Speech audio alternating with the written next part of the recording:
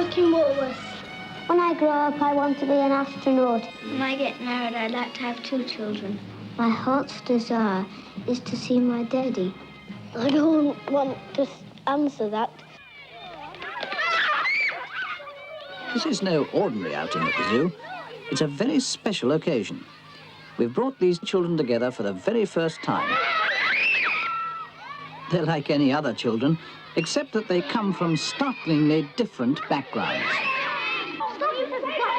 We brought these children together because we wanted a glimpse of England in the year 2000. The shop steward and the executive of the year 2000 are now 7 years old. In 1964, World in Action made 7 Up, and we've been back to film these children every 7 years. They are now 49. Is it important to fly? Yes. Tony was brought up in the East End of London. I want to be a jockey when I grow up. Yeah, I want to be a jockey when I grow up. At 14, he was already an apprentice at Tommy Gosling's racing stable at Epsom. At 15, he'd left school.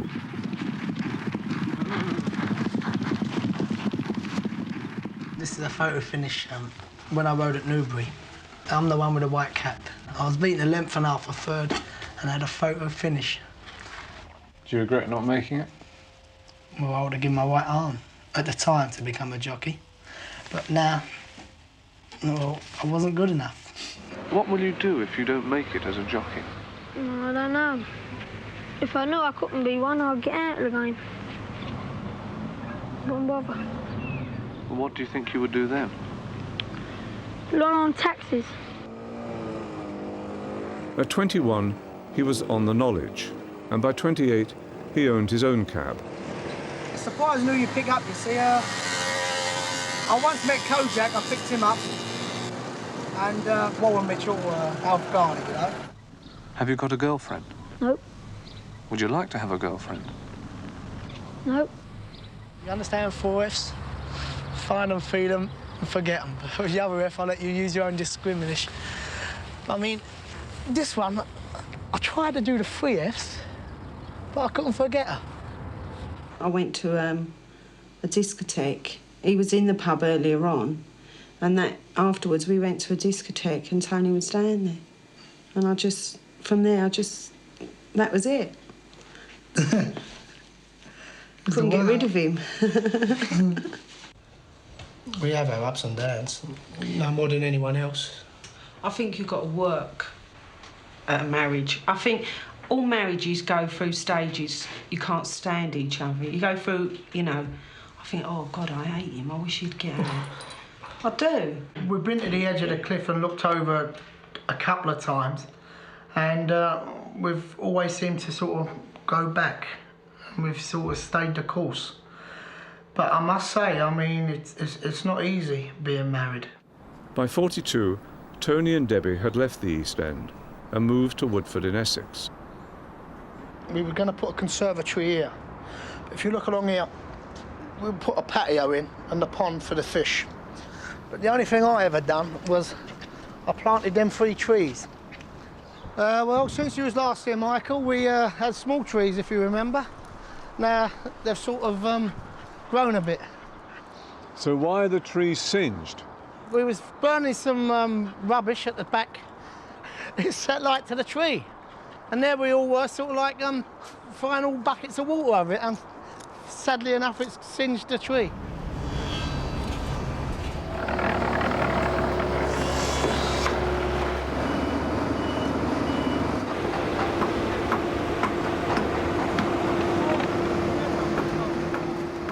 At 49, they'd taken out a second mortgage on the London house and sunk the money in a holiday home in Spain. I'm very pleased with the house. I said the progress we made in the little space of time that we've had to work here and get it all sort of ship-shape is, I think it's done, really, to the testament of my wife, Debbie. As per usual. Well, Debbie went to the furniture shop and she sort of picked all the furniture. It's all, what you see is all Debbie's choice of furniture and her really sort of style. The floor, we were led to believe that we had a choice of tiling, whether it's a light beige or a light brown. That's the first I've heard that we had a choice, Yeah. because I would have had plain. Well, I've just gone into the neighbour's house and they've got all plain. Well, there you go. I never And I got asked told him, that. and he said it was the choice that we had when we suggested to buy it. So that was where the mistake was made. Because you don't listen. Say that again? You don't listen. Can't hear you. Tony and Debbie still work as London cabbies. We sold our cabs because we're going to spend more time out here, so it's not really conducive to own the cab, is it? No. Because the cab will be left out on the drive, or, you know, it's pointless. So we just hired a cab independently now. I'm working harder now than what I really ever have done, but I feel that it's for something. Tell me, son, what do you want to be a cab driver for, mate? All the holidays in Spain every year, but son, it's hard work out here. Come on, mate. you're not reaching me yet. Not getting to No, me. you're not getting to me. All right? Now, be bigger. Dominate me. All right? Son. At 28, Tony was taking acting lessons. Now he supplements his income with occasional TV jobs. Oi! That's all I got on me. Mate, if I had a pound for every time I've heard that, I'd be a rich man. A guy contacted me from my agency, from my acting agency, and I got in touch with him, and he writes plays. And he's been inspired by your Up programmes, which go all around the world, and he saw it. And we got together and we wrote a biographical play all about my life story. We took one of these episodes over to New York and done it on a play reading. And I got up playing the lead role, you know, and it just blew the roof off. And we're looking for someone to pick it up and put it on stage. Would everybody please sit round now, get on with their work. I don't want to see any backs to me. Shouldn't be anybody turning round. Tony, do you hear as well? Get on with your work in front. Tony, don't turn round again. There's only one ambition, and really, I want a baby son, and if I see my baby son, that is my ambition fulfilled. No one knows that, only you now. Debbie and Tony have 3 children, Nikki, Jodie and Perry. Nicky's doing quite well. He's still a French polisher, and it's an old-time profession, as you know. And he's working for a firm, and he's very happy in his work, isn't he? He's been brought up very respectful to people, very well-mannered person. He's a hard worker. Jodie, I mean, at this present time, she's just relies on us a great deal, and she's been very scarred with a relationship that she was in.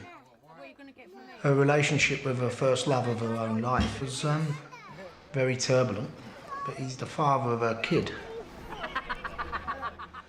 We're going to make sure she gets through it.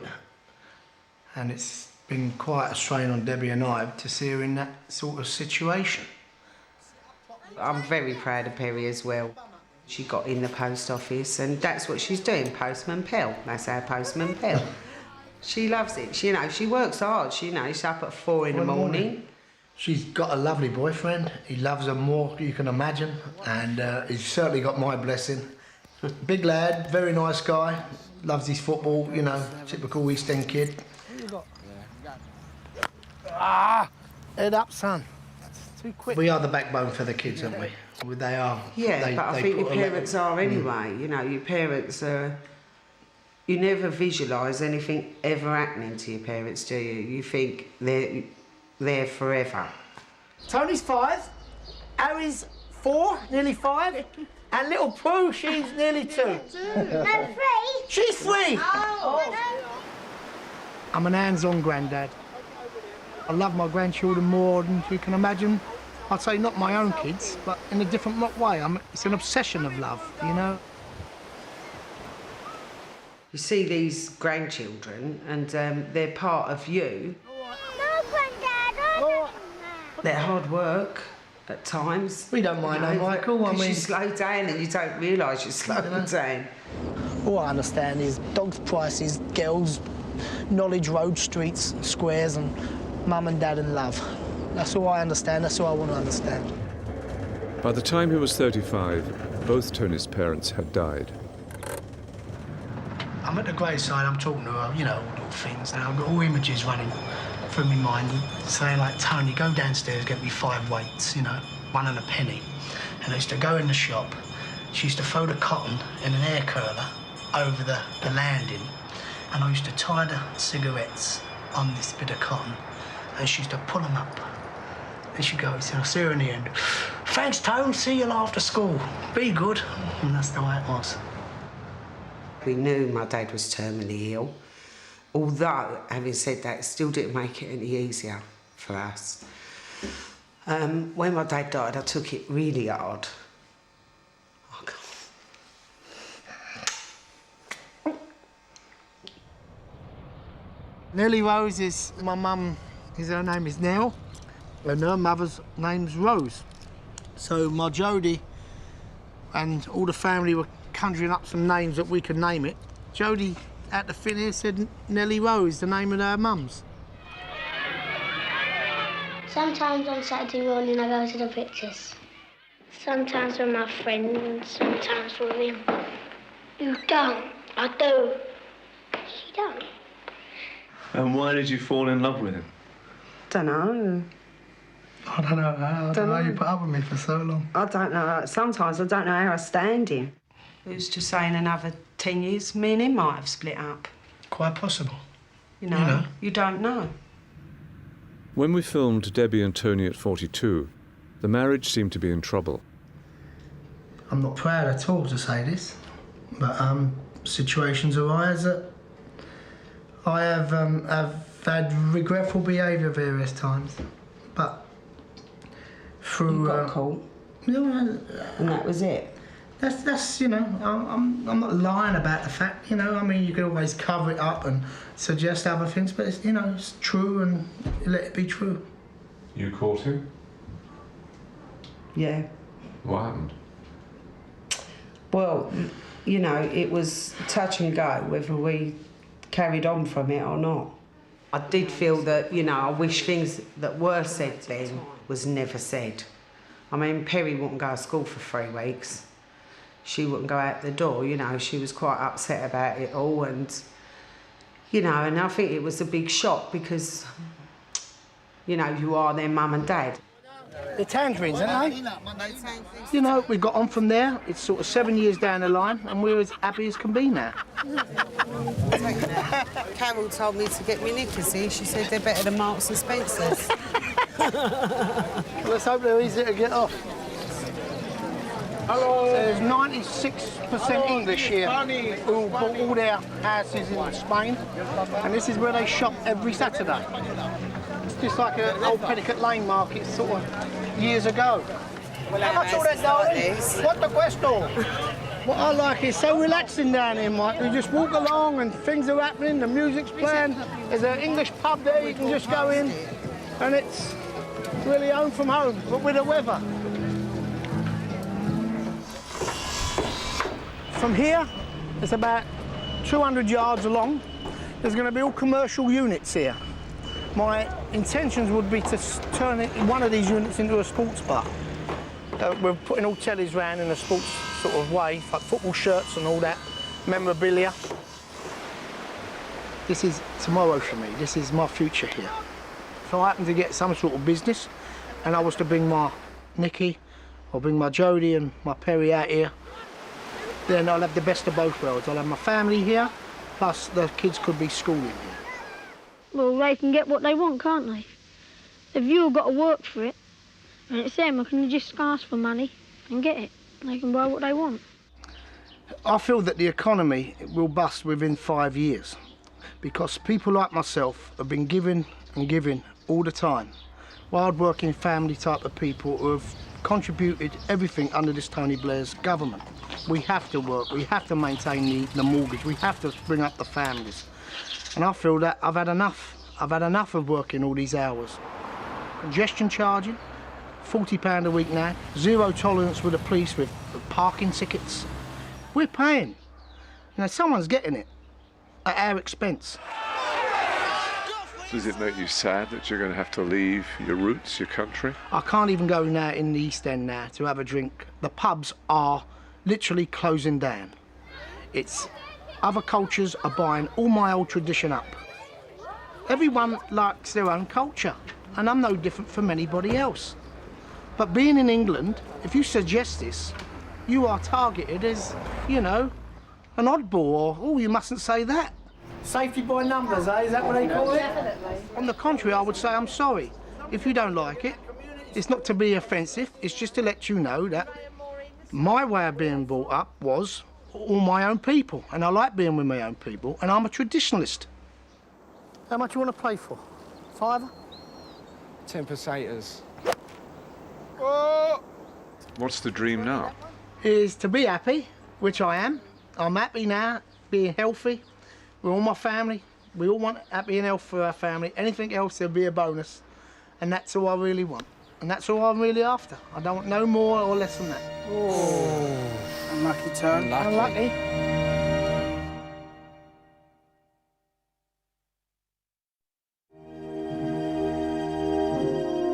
Some people from Africa come here, but when they go, they put their clothes on. Jackie, Lynn and Sue all grew up in the East End of London and were friends in the same junior school. With this school, we do metalwork and woodwork, and the boys do cookery. We had a teacher at school that his favourite ploy was all you girls want to do is walk out, get married, have babies and push a pram down the street with a fag hanging outside your mouth. I think that we all could have gone in any way that we wanted to at the time within our capabilities. I mean, we chose our own jobs. But we only had a limited choice anyway. I mean, truth be told, I mean, we didn't have the choice of private education because they couldn't have afforded it anyway. It changes too much, Mike. Our lives are changing far too much. All of us. Well, to be honest, when you look at the 7-year-old us, it's difficult to believe it is us. I mean, I you know, it's like it's someone else you're looking at. This little cute thing. I mean, I can't remember I wasn't being cute. I would like to get married when I grow up. Well, I don't know what sort of boy, but I think one that that's not got a lot of money, but has got some money, not a lot. Have you got any boyfriends?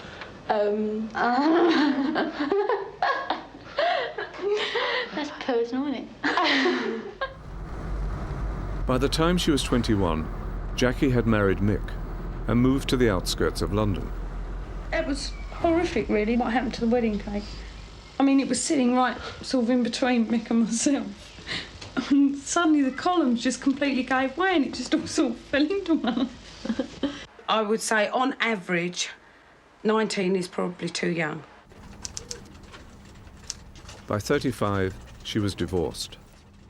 We decided ourselves, I mean, just between the two of us, we knew it wasn't going any further. We both knew, I think, that at the end of the day we would be happier leading our own lives. Haynes, joking. She and Mick had decided early on that they didn't want children. Basically, I would say because I'm far too selfish.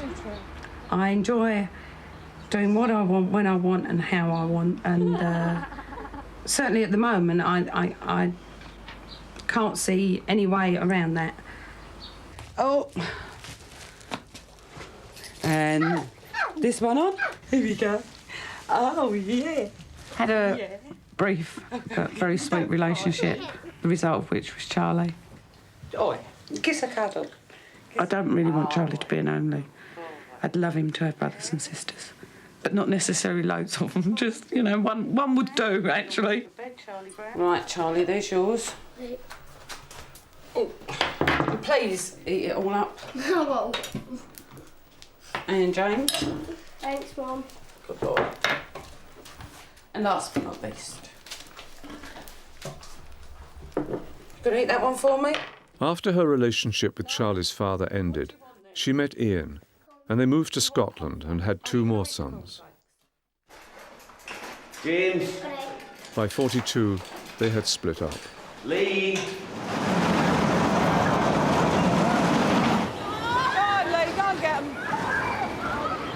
At 49, despite the split, the family all live in the same area of Scotland. Lee and Charlie's birthdays are only a month apart, so we tend to do something in between so that we celebrate both their birthdays. So we usually go somewhere like amusement park. That Lee's got a lot of nerve, hasn't he? And a little bit of bravado, I think, because his older brothers had said no. I think he decided, I'm going to do this one. Has Charlie shown any interest as to his father? No. Ian's his father, as far as he's concerned. He knows, and the other boy knows, the whole family know, that biologically he's not.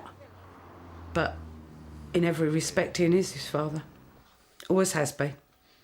He just done everything with him, been everything to him, taught him everything. What would you do if you had lots of money about, me, £2? I would buy myself a new nice house, you know. One that's all nice and comfy. Oh, quite like that, yeah. Jackie suffers from rheumatoid arthritis and lives off disability benefit. How is money for you? Could do with more, as just about everybody would say. But we manage. We cut our costs accordingly. You've got X amount, and that's what you do. I can imagine you. I mean, has Liz got anything to do with that? Liz has always got something to do with that. Ian's her son. But she also says that I'm here, and she's got 3 grandchildren here, that she loves dearly, and she will be there for us. James has just had the trip to Alton Towers with the school. Now suddenly she'll say, you pay the trip, I'll give him his spending money, which is brilliant because it just makes life easy for me. Now you've moved in the last 7 years. Tell me about that.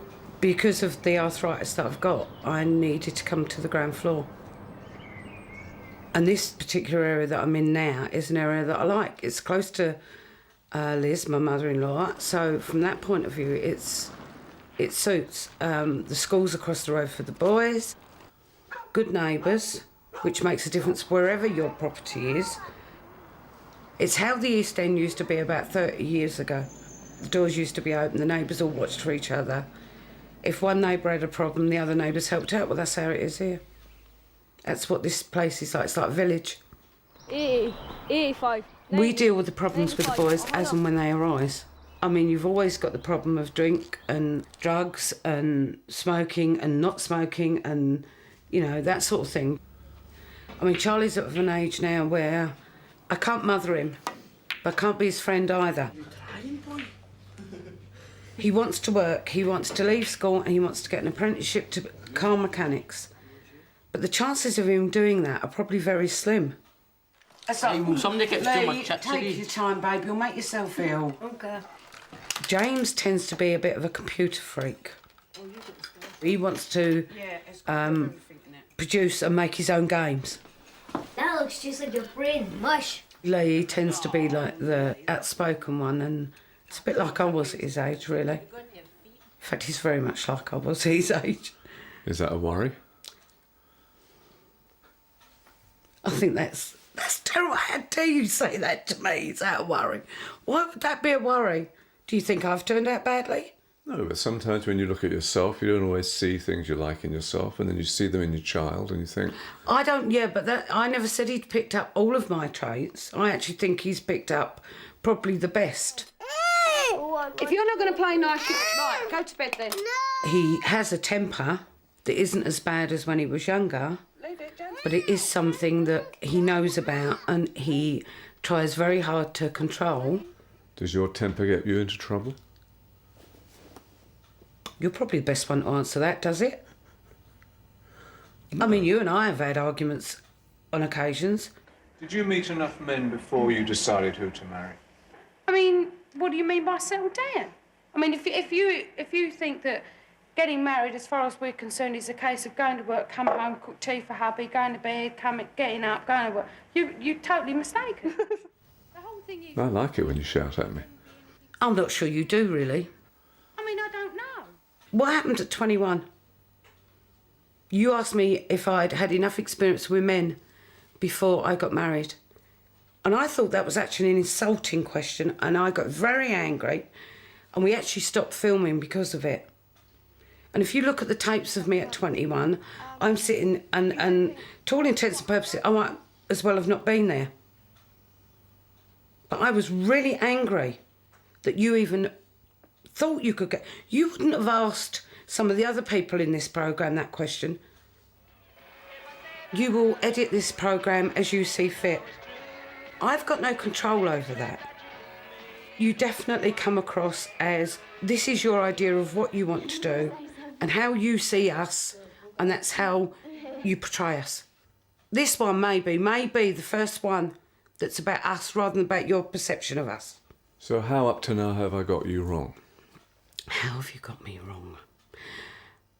The last one was very much based on the sympathy and the illness that I've got and what I may or may not be able to do.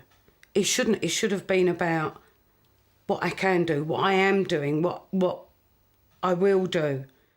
Don't make that mistake, Mike. I am no way... I am down and I'm depressed about my illness, but I'm certainly not down and depressed about my life. And there are a lot of the times that I sit and I cringe when I watch those programmes. Not just for me, but for other people. You can ask me about Ian and you know full well I'm going to say to you, it's none of your business, I'm not talking about it.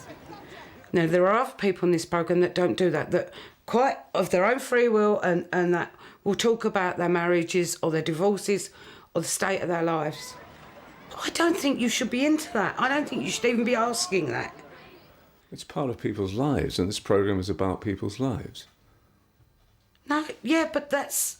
See, to me, that's a part of my life that will never go on this programme. You know I'd married. My ex-husband never took part in this. My partner now will never take part in this. But that's not my fault. No, but that's because that's the way I want it. But it still doesn't stop you trying to get that information from me. So what would you like to talk about? If you want me to represent you, we've talked a bit about the children. What I want to do, what I hope to do. I just don't want that personal conversation. OK, well, let's talk about that, what you'd hope to do and what you hope for the boys. What I hope to do, I'd actually... I'd like to go back to school so that I can hold a conversation with anybody in the world, know what I'm talking about, so that I'm not stuck. Well, I know a little bit about that, but I don't really know enough. I'd love to know... Actually, I'd really love to start my education all over again. My mum, because she got 5 girls, she had 7 years bad luck. That's why she's got 5 girls. I'd like to be able to have a happy family. I mean, I know that's not possible to be happy all the time, but as much of the time that was possible. I don't know what Susie's had, what Susie had that I haven't had. I mean, until I know that... Are you different from what I should have expected at 7 and 14 and 21? Maybe not enough, but I got it. I think I'm actually more intelligent than you thought I would be. I have reached a level in my life that I'm happy with, and I enjoy being me. But I don't think you ever really expected me to turn out the way I have.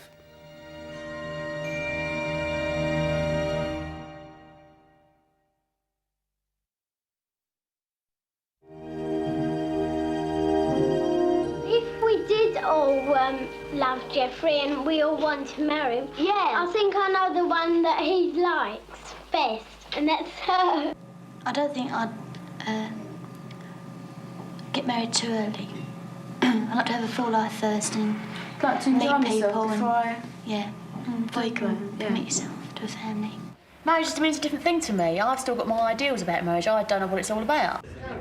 Sue was 24 when she married Billy. They had 2 children, William and Catherine.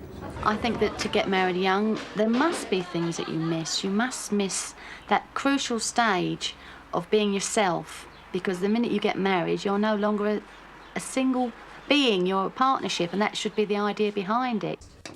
By the time she was 35, she and Billy had divorced. I've never sat down and thought, well, what was it? Was it this? Was it that? I just knew it wasn't working. I mean, there have been relationships when I could have settled, but they didn't feel quite right. So I've always come away and pulled away and just waited until the right one come along, if they ever do. Don't you remember you told me you loved me, baby? At 42, when we filmed Sue in the karaoke bar, she brought Glenn along to watch her sing.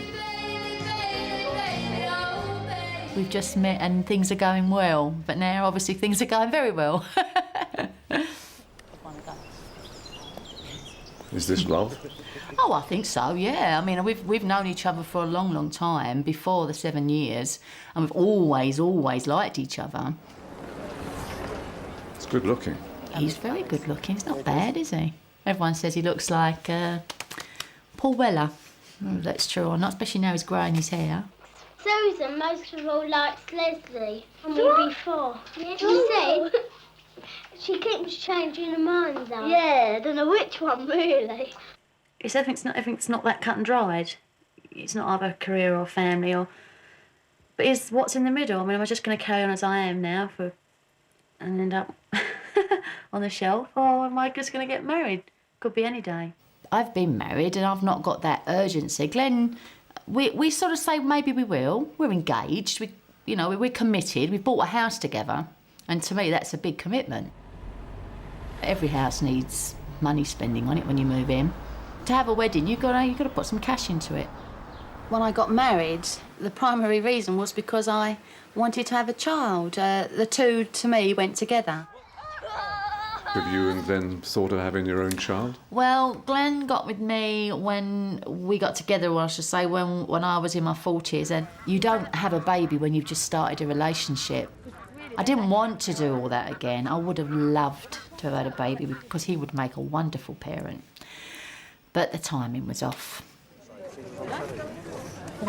So she's your baby? She's my new baby, yeah. Yeah, my kids are my babies, but she's my new baby. So she's our baby, mine and Glenn's. She's a wonderful terrier. She's got such character. What does she do? Well, she watches TV and with us. She likes to got her own favourite programmes, And she adores Rolf Harris. Absolutely adores Animal Hospital. And if she's at the top of the house and the music comes on, she runs down the stairs and puts herself in front of the TV for Rolf Harris. So the house looks nice. You pleased with it? I am very pleased with it. It's a lovely step for us. We feel like we've got more space around us and we've got to do everything inside, but we can build on it, and that's what we want. I've been promising to have a housewarming party since we moved in. We've been here 4 months now, so I thought it was about time we did that. So people are just starting to arrive now. So you left the East End. Why? Well, I've always wanted to move out, but you don't do that, or the opportunity isn't there when you're on your own with 2 kids. I wish I'd done it before. But it's timing. Now is the right time, obviously. And the East End has changed. It's changed a lot. It was even playing table tennis. I had playing table tennis. Mum comes down to me. It's so easy for them. They can jump on a train, and they're with, just stations within walking distance. So it's worked out wonderfully well. Whereas some people are just born into rich families and they're lucky. I don't see why they should have the luck when people worked all their lives and haven't got half as much as what they have. It just don't seem fair. So have you moved upper class now? Well, that's difficult to say. Upper class. I suppose it feels like that to me. No, there ain't no food. That's going to be there. Now you've got the sense of pride. You've got your own house, and I feel like I'm building for the future. You're right, yeah. I've been a single parent for a long while, and I've brought them up on my own, really, because Catherine was only 2 when Bill left. It's been extremely hard, and sometimes it's been very lonely. I only had to have one filling, right? That was about the only thing that I had done. William's, he's a computer addict. He works in the industry, and he also constantly has a computer on indoors. Smiley faces in the window. He could have gone to university, and he knows that, and I know that, and I do regret that for him. But I've been there. I can just remember, you know, I didn't want to do that either. And Catherine's temping because she wants to do a bit of travelling next year. People say she's me reincarnated. I mean, she looks a bit like me, and her mannerisms are exactly like me. And she likes to enjoy herself. Is that the IPA stuff? Nice. To walk into a relationship with someone who's got 2 teenagers, it must have been very difficult for him. And they do clash occasionally. I absolutely hate it because I'm just an easygoing person and I don't like strife. They're doing things the way I've brought them up, which isn't the way that Glenn would like things to be done. So you've got to learn to live together in the same house. It'll always be a learning curve. I'm a peacemaker. When the children were old enough to go to school, Sue went back to work and had a series of office jobs. She now helps run the MA courses in the legal faculty of the University of London. I still work for the college, but we moved to central London. Now I sort of the main administrator for the programme instead of an assistant, you know, and I've got a couple of people that help me with that. Hey, could you fax that to Mary for me, please? Thanks. So you like the responsibility? Yeah, I love the responsibility. I think I was born for the responsibility. Yeah, I love it. Well, I've never been abroad, but... No, nor have I have, I know. Oh, yeah, because you went on that cruise, didn't you? Yeah. Once a year, we go to Cornwall or Devon. We try to find a different spot every year, and we just bring the dog. It's just such a lovely place. Every time you turn a corner, there's a different sight. There's a different. You just never know what you're going to find. Everything's just so beautiful. We'd both had childhood holidays here, and good memories, and we decided to come back, and we've been coming ever since. It's nice for us just to be a couple for a week. When we retire, or maybe before if we get lucky, then this is the sort of place we'd like to come to. That little one there, right in the middle, nearest the beach, that would be ideal. Absolute perfect. The perfect place.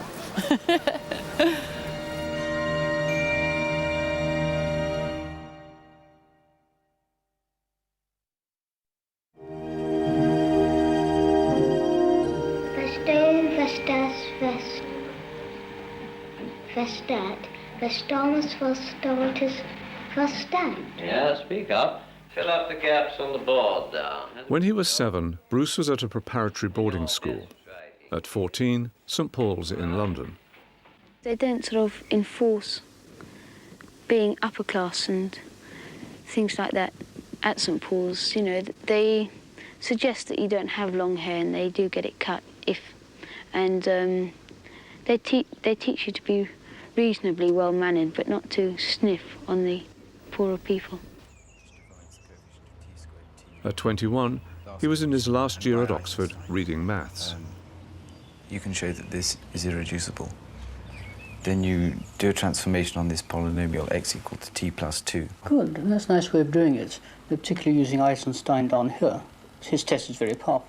Yes. Yes, sir. At 28, Bruce was teaching maths in East London.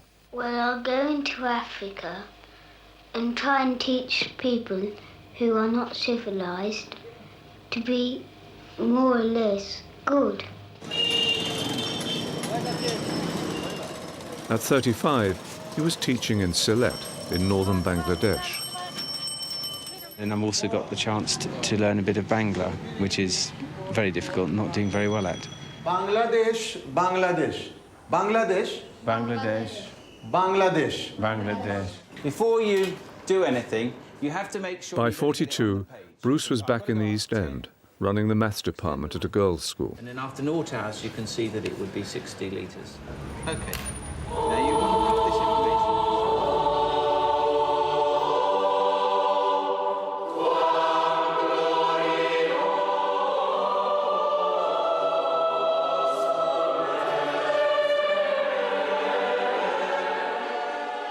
At 49, he's teaching at St Albans, a large boys' independent school, which has girls in the sixth form.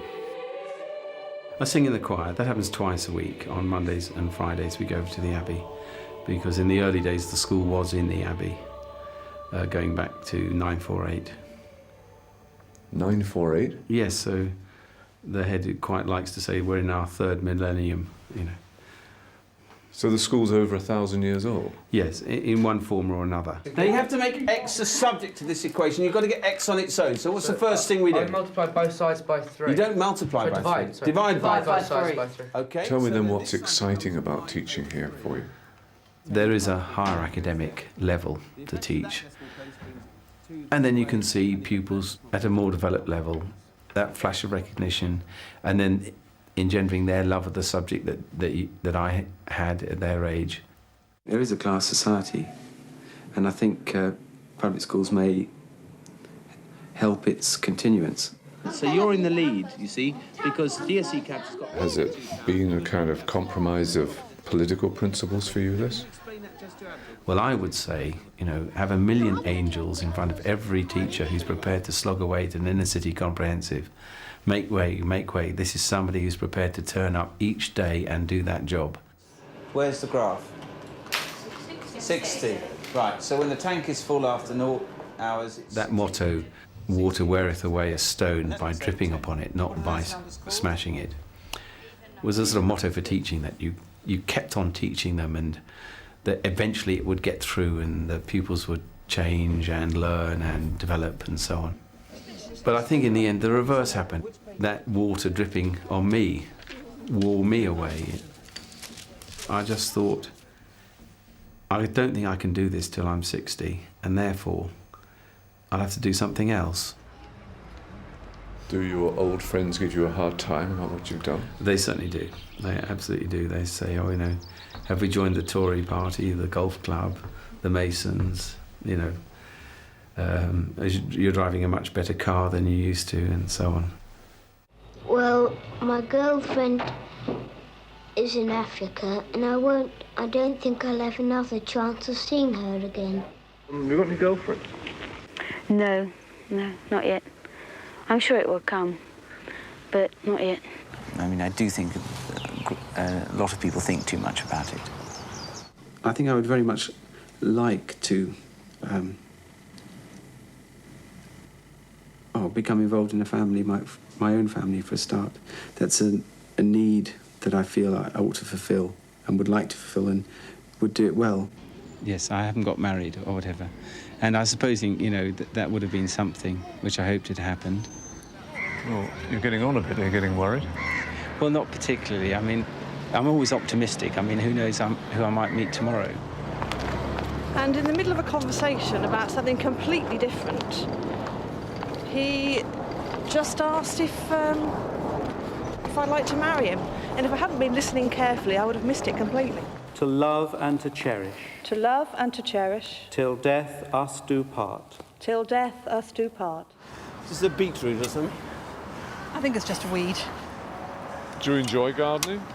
Well, under Penny's directions, you know, I'll do whatever she asks me. I don't know what to do here, what order to do things in. She and her mother are quite good at this. So you're the labourer? Yes, I'm the unpaid labourer, the serf, the feudal vassal or whatever. But Penny will give you the correct medieval terms.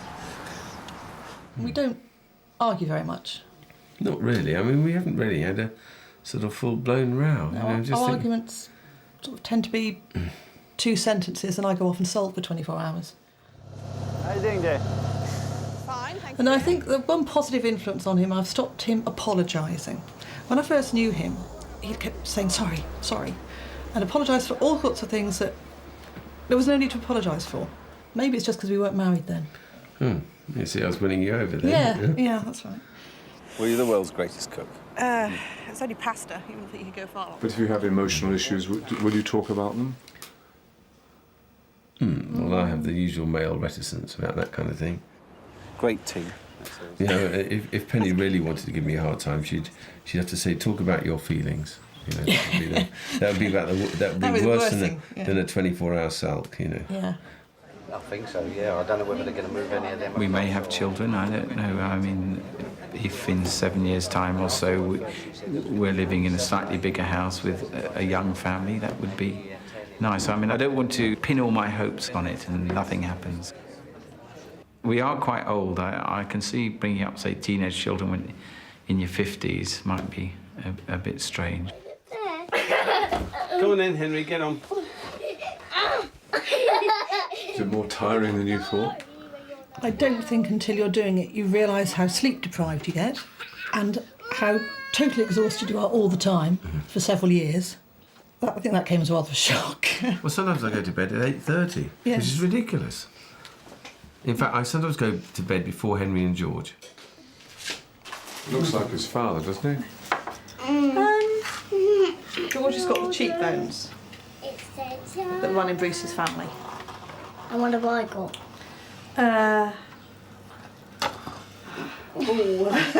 That's hard to answer, darling.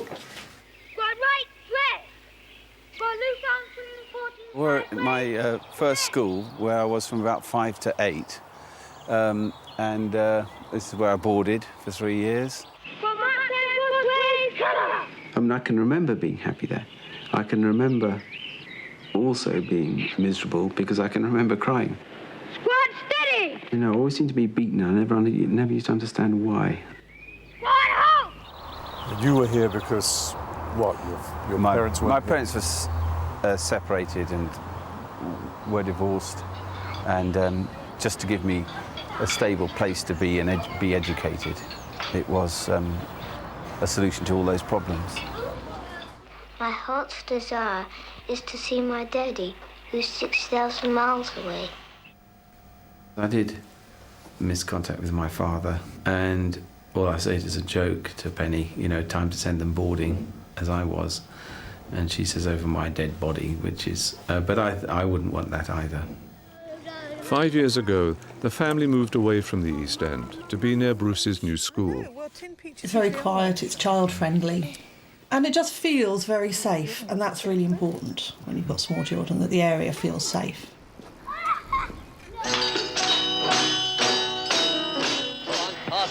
I mean, what can you give them that you didn't have? Contact with a father that is loving, and that they can realise that and show that love to other people, and realise when they're letting both themselves and me down. You know, that could be a sort of guiding light for them. Do you want any more children? Well, Bruce was originally talking about a cricket team, but he's got his opening batsman, and that's, I think, is going to be his lot, yes. frankly. I want you to play tomorrow. I'm not going to drop you from sarcasm, all right? Okay? I run one of the junior teams here, the under-13s. And there'll be, you know, nearly 200 boys there doing that on a Saturday rather than other things that could waylay them. So it's that combination of playing within a team and the ability to back each other up and form friendships that's such a nice thing. At weekends, Bruce plays village cricket. We don't really mind who wins and loses. We obviously prefer to win.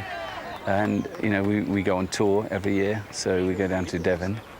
You know, ever such a nice bunch of mates, and I've known some of them for 25 years. You can play it at a reasonable level till you're in your 60s. And what about your batting skills? I'm mainly a bit of a slogger, so I tend to bat down the order 6, 7, 8. It can be brief, but the last time I played, I got 50. Oh! Okay, from their hiding place in the bushes, William... Do you have fears for the future? Personally, I'm kind of worried that the boys will turn out all right. I hope they avoid drugs. towards. To see them sleeping or carry them around is just fantastic, and just the smell of them and the look of them is just, you just want to protect them from everything that's harmful to them. When you look back at yourself at 7, can we see you now? I can't really recognise myself. He looks a little bit lost and a little bit sad, and I think I'm quite sort of surprised to be sort of contented and reasonably happy. Do you have a dream? Well, I'd probably like to have played international cricket, but I just wasn't good enough. You know, one's dreams go and the day-to-day living of ordinary life and family life takes over. I think we just sort of live without our dreams.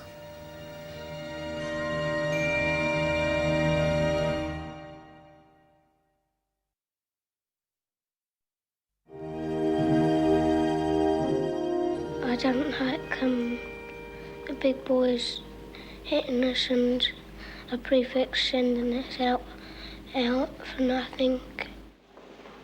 When he was 7, Paul was in care in a children's home in London. Were you happy at the children's home in England? We didn't mind that really, because we didn't know what was going on, because we were a bit young then. Well, as far as I know, my mother and father they separated originally, I think. They eventually got divorced. I went to the boarding school for 1 year and then we immigrated to Australia. Paul settled with his father and stepmother in a suburb of Melbourne. What mark has it left on you, the fact that you were brought up within a bad marriage? The only thing I can say that I think might have come from that is just my lack of confidence and being able to show my feelings, really, I suppose. Do you like to get married, Paul? Tell me why not. I don't like say you had a wife, they say you had to eat what they cooked you, and say I don't like greens, well I don't. I know I prefer to be alone really. I can't say I don't want to get married, because I think I do. But I want to be happily married, you know, and therefore I want to make sure, I think. What was it that you fell in love with? What is it about him? His helplessness, I suppose. It was the motherly instinct in me to pick him up and cuddle him, and he's also very good looking, I think, but he doesn't agree with me. And in the summer he's got this cute little bum in shorts. I mean, I can tell quite a few stories here, but the one that really irritates me the most is when we have an argument, he says, "That's it, leave me." And I say, "Fine, all right, I will one day." We had our 20th wedding anniversary this last just before Christmas. Which is the life sentence. Yeah. Everyone reckons that we should be out of jail by now. To a certain extent, we started thinking, well, do we really know each other now? Mm. Because you just get in the humdrum of going to work, coming back home. Running kids here and kids here and there. And I don't think you mean to, but you probably stop thinking about each other a lot. I find it hard to express emotion most of the time. Although I'm getting on top of that more now, you know. I mean, just a simple thing to say to sort of Susan, you know, I love you, something like that. I mean, I can tell you about it, but I really haven't been able to say it freely to Sue, you know.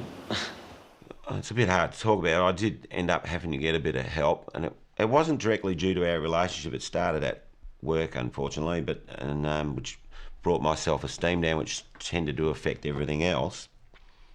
And I was just very fortunate that I saw a local doctor, and with her help I started coming back to normal, thinking properly.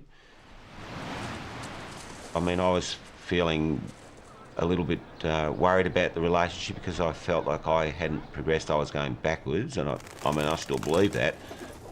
I was thinking that, why would Susan want to be with someone as sounds funny, but as boring as me? I mean, because there was nothing there. I mean, what do I do? How do I say it? It was a shock that he got that low and that he doubted the relationship, because one thing I've always known is that Paul's never doubted his love for me, you know. It's always been there, and I've never doubted it either. Did the physical side of your marriage suffer? I think it did. I think it did, really. For a little while. But we promised ourselves when we first got married that we'd never stop, touching or, being affectionate towards each other and in front of the children. We've always been, and even now with the children, we still embrace a lot, both Katie and Robert. I mean, Paul... Katie will sometimes say, Mother, stop it. I was going to be a policeman, but I thought how hard it would be to join in. I just haven't made up my mind yet. I was going to be a phys ed teacher, but one of the teachers told me that you had to get up into university. At 21, Paul was a junior partner in a firm of bricklayers.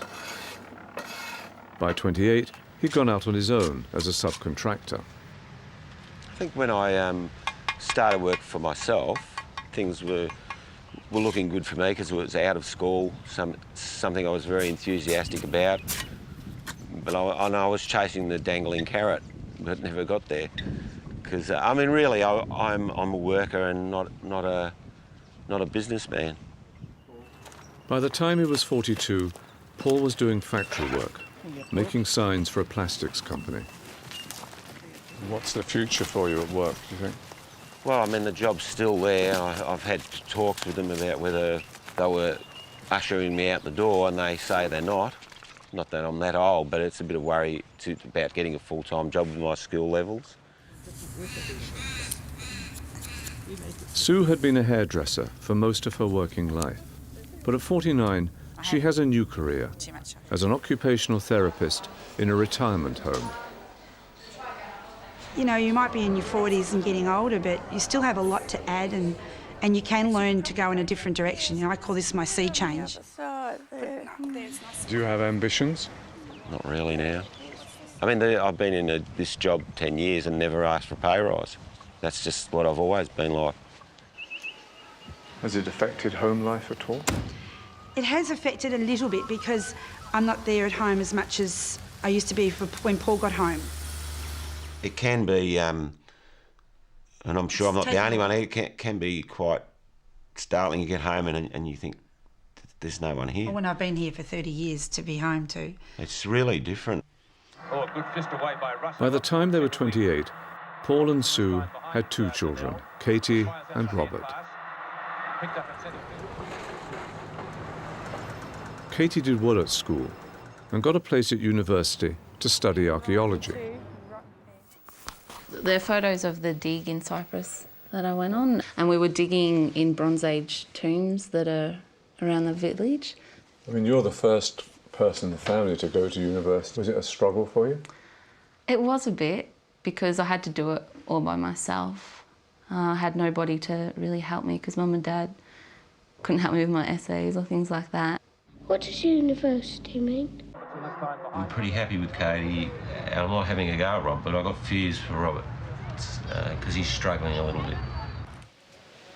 Robert is trained as a car mechanic. He's got reading and writing difficulties, and he's coping with that. We'd like to see him be a little bit more proactive with doing literacy course now he's a bit older. But just day-to-day troubles of making ends meet with money, it's always hard. Yeah, he went nuts at me for using the phones. No more fucking backyards, you cunts, you fucking do this all the time. What's Robert got that you gave him? Moodiness. I think Robert's even a little bit more moody than what I've ever been. He's not your average relaxed 21-year-old. What you doing? We only had 2 children because we thought that we couldn't love any more children as much as we loved our 2, and now we've got our 2 grandchildren and we just love them. You love them as much, you really do. Yeah. With Rob and Stacey, we don't really know how long they're going to last for, and I keep my fingers crossed they will last. We can only hope that they work at it like we do. That's better. Thank you. In their 20s, Paul and Sue sold up, bought an old van and travelled across Australia. I think it brought us close together because we really got to know each other and we relied on each other so much. One of the most important things we ever did with our children was spend time with them and particularly when you've got holidays. To actually, which a lot of parents do, you know, go camping with them. We've been camping there now. We've actually worked it out for 19 years, because Robert was 2 when we first went there. So does this beat the old van? This is the Hilton compared to that old van. So have you got any plans for any big trips now the children have gone? I think we'd like to do something again, but you need to have the finances to support yourself for a few months. And the monitor's up in the washroom sending us out when there's no talking. No, I wasn't talking today. I'm more at peace around the horses and the animals. I can be upset, I can be on edge, come down to the horses within 3 or 4 minutes of being here and I've forgotten everything. So it does calm me down. So last time I came you had the horses. What's happened to the horses? Well, we gave Poinkin away to some people because it was a little bit expensive and also the fun went out of it, basically. How do you get that peace now? Well, I think I got it through running. Well, most Sunday mornings we go training when Paul's doing marathons. When he's got to run great distances, I follow along with the bike as a bit of support, and I take drinks for him so he doesn't get dehydrated. Something we can do together, so we do that. We're not doing any great distances. We just, I've got an injured knee. I'm just trying to build it up so it gets used to running again. I did the Host City Marathon. It's my first marathon I did up in Sydney. They trialled the Olympic course and it was open to anyone. So I figured if you were going to do a marathon, that'd be the one to do. Nearly died, but I enjoyed it. My happiness to me is a love for life and a love for people. When you look back on the marriage and the family, any regrets? You know, we wish we'd had more children, but then who knows if we'd had them, we might have gone no too many. We might be both in the nut house. Well, without a family, it's, you know, what have you got? Nothing. Well, that's the way I feel. More than work, more than achievement. Yeah. You know, like what you've got nothing unless you've got family and your health anyway. You'd be awfully lonely without family, I think. Tommy, do you have any boyfriends, Susie? Yes. Tell me about him. He lives up in Scotland, and I think he's 13. Have you got any boyfriends, Susie? What is your attitude towards marriage for yourself? Well, I don't know. I mean, I haven't given it a lot of thought because I'm very, very cynical about it. But then, you know, you get a certain amount of faith restored in it. But I mean, I got friends and their parents are happily married, and so it does put faith back into you. But me, myself, I'm very cynical about it. When I last saw you at 21, you were nervous, you were chain-smoking, you were uptight, and now you seem happy. What's happened to you over these last 7 years? I suppose Rupert. I'll give you some credit. I'm not chain-smoking. I think, you know, you can't just walk through a marriage and think it's, you know, once you get married, it's all going to be roses and everything forever. You know, you have... well, everybody has their rows, but we've never yet had a row that we haven't managed to sort out.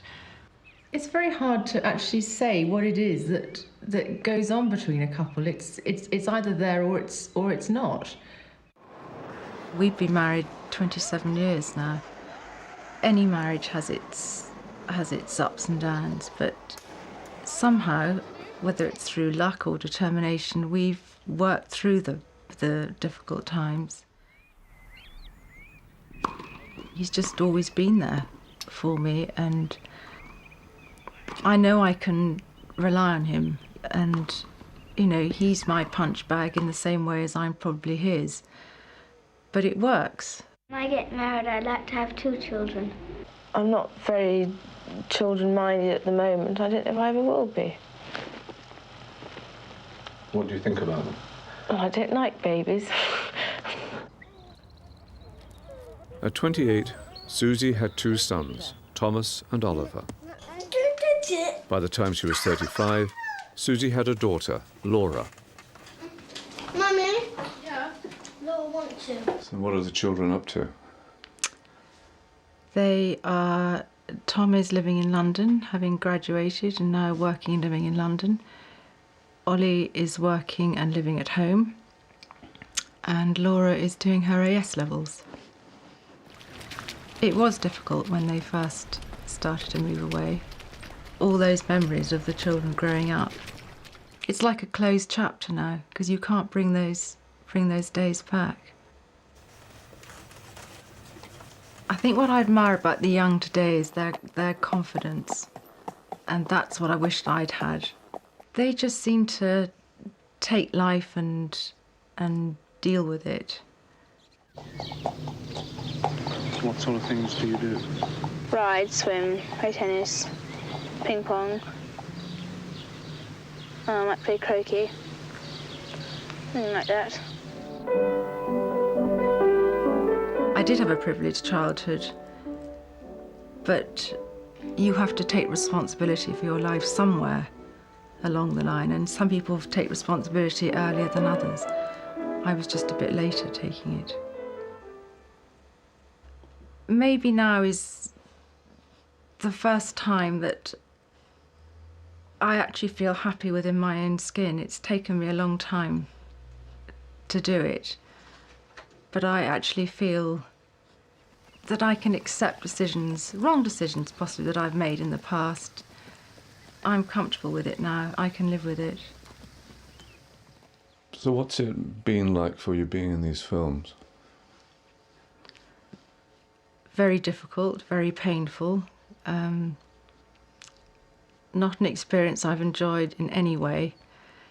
Every 7 years it throws up issues that I guess we all learn to put into compartments between the 7 years, and then it all gets opened up again, and it's difficult.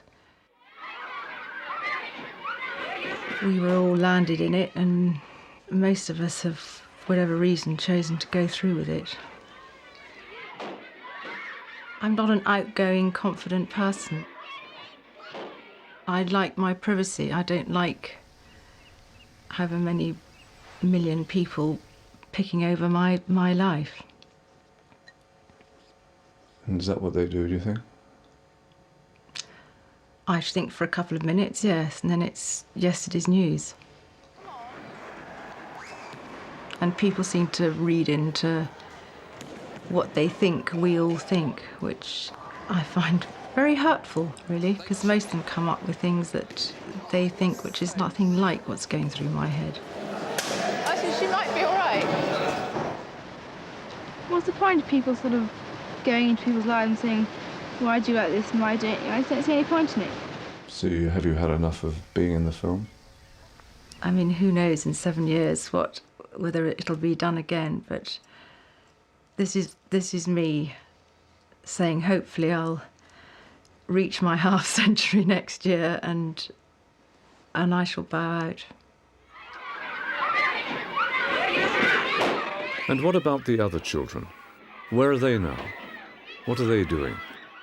If I can change the world, I'd change it into a diamond. But I don't really think they've done anything you can call a great success. When I was born, an illegitimate child, that's something that's only whispered about. I'm going to work in Woolworths. At times you think, Christ, what have I done? I read the Financial Times. I read the Observer and the Times. It's very irresponsible because we all want more money, as much money as we can get. When I grow up, I want to be an astronaut. But if I can't be an astronaut, I think I'll be a coach driver. I tend to think the most likely answer is that I'll be wandering homeless around the streets of London. But with a bit of luck, that can happen. Is Neil still wandering alone through Britain? Find out next week.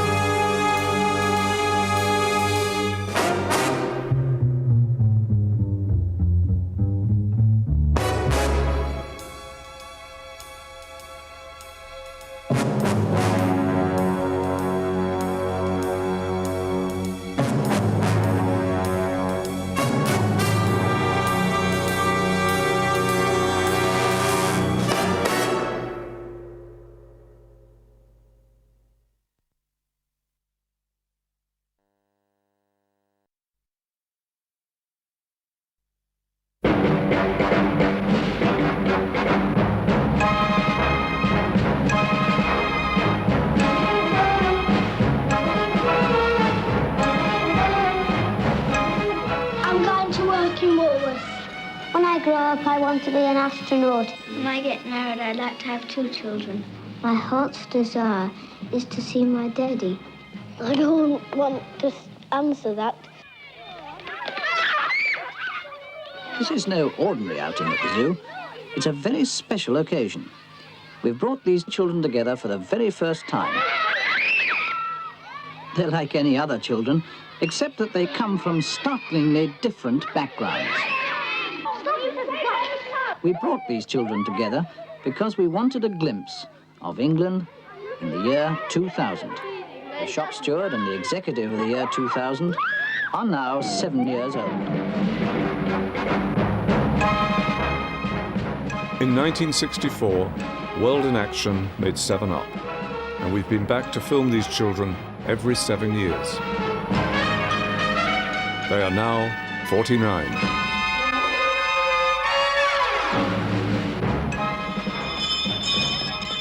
Last week we watched 6 of our children grow up from 7 to 49. Tonight we'll see what happened to the others. If I could change the world, I'd change it into a diamond. But I don't really think that I've done anything you can call a great success.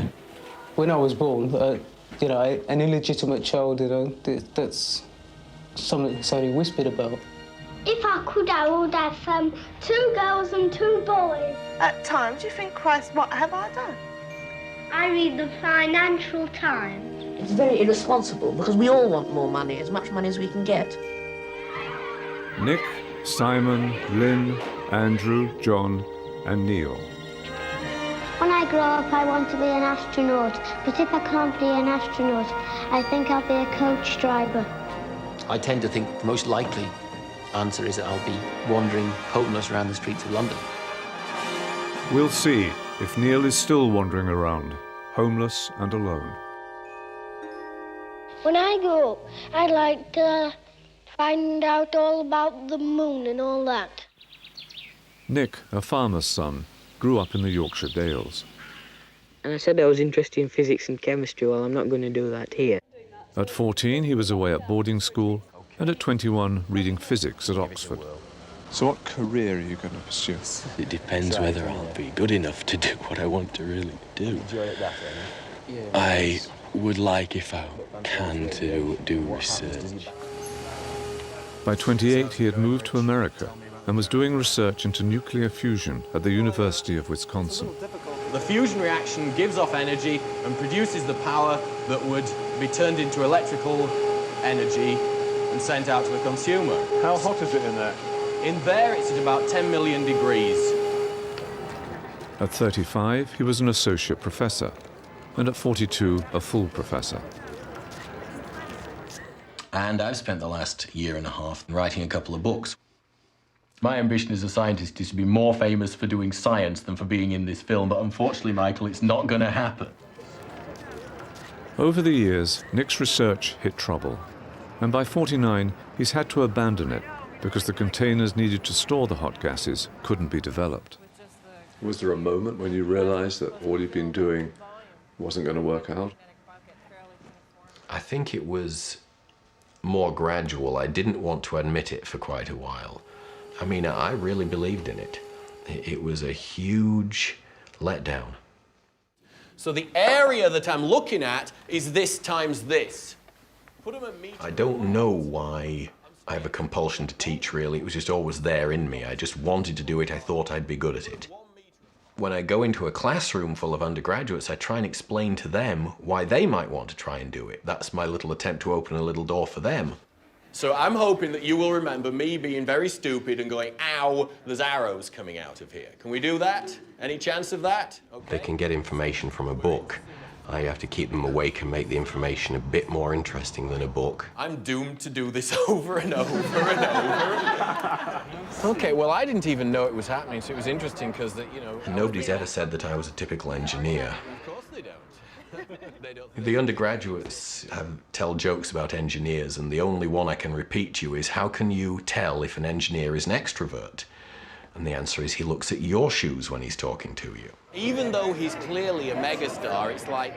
Somebody came up with a theory recently that a lot of scientists and mathematicians are just borderline autistic. I could easily be borderline autistic, you know. I don't quite get how other people feel about things sometimes, you know. Do you have a girlfriend? I don't want to answer that. I don't answer those kind of questions. I thought that one would come up because when I was doing the other one, somebody said, "What do you think about girls?" And I said, "I don't answer questions like that. Is that the reason you're asking it?" Yeah, I thought so. The best answer would be to say that I don't answer questions like that, but I mean, you know, it was what I said when I was 7, and it's still the most sensible, but I mean, what about them? Nick was only 17 when I first met him. I mean, if you'd been somebody who had fixed ideas of a woman's role in marriage that meant dinner on the table at 6 every evening... didn't I tell you about that? His wife Jackie also taught at the university, and they had a son, Adam. 6 years ago, they divorced. Well, it was incredibly hard. What I concluded, and I've talked to other people about this who've gone through it, I'm not sure if they feel it as strongly as I did, but it was like a death. Anything could happen. We could easily drift apart. There are so many pressures on people. If your spouse died, you could look back and think, well, it was wonderful while it lasted. But in a divorce, you can't look back and say, these are all happy memories. It wasn't my decision. She went to England. Her father was ill. By the time she landed, he died, and when she came back, it was like a different person came back. Was I responsible? I could have been braver about some things, but if I'd been braver, it might have ended sooner. You can talk to me by myself outside, but I'll just meet you by the garage, okay? All right, bye. It's enormously hard to deal with. The worst part of it was seeing how it would affect my son. How old was he? 10. When he was first told, he was terribly, terribly upset. And then he just pulled himself together and didn't want to talk about it anymore. He's made the most of it. I mean, the best of it. Made the best that he can of it, I guess. Take it easy, Adam. Main thing is not to crash. Really? You don't want me to crash right now? How does he deal with it now? He doesn't talk to me about it very much at all. He's a private person. It's very, very hard for me to be spending a large part of my time with him not around. Hey, Graham. What you doing? I had to go to a graduation. One of my students was getting his PhD, and he insisted I go there with him. And I looked around, and the person behind me was Chris. Hey, Chris! Who is my new wife. I'm okay. Did you fall in love quickly? Immediately. Except that you decided that if I couldn't find you, I failed the test. Decided it was his work to find me.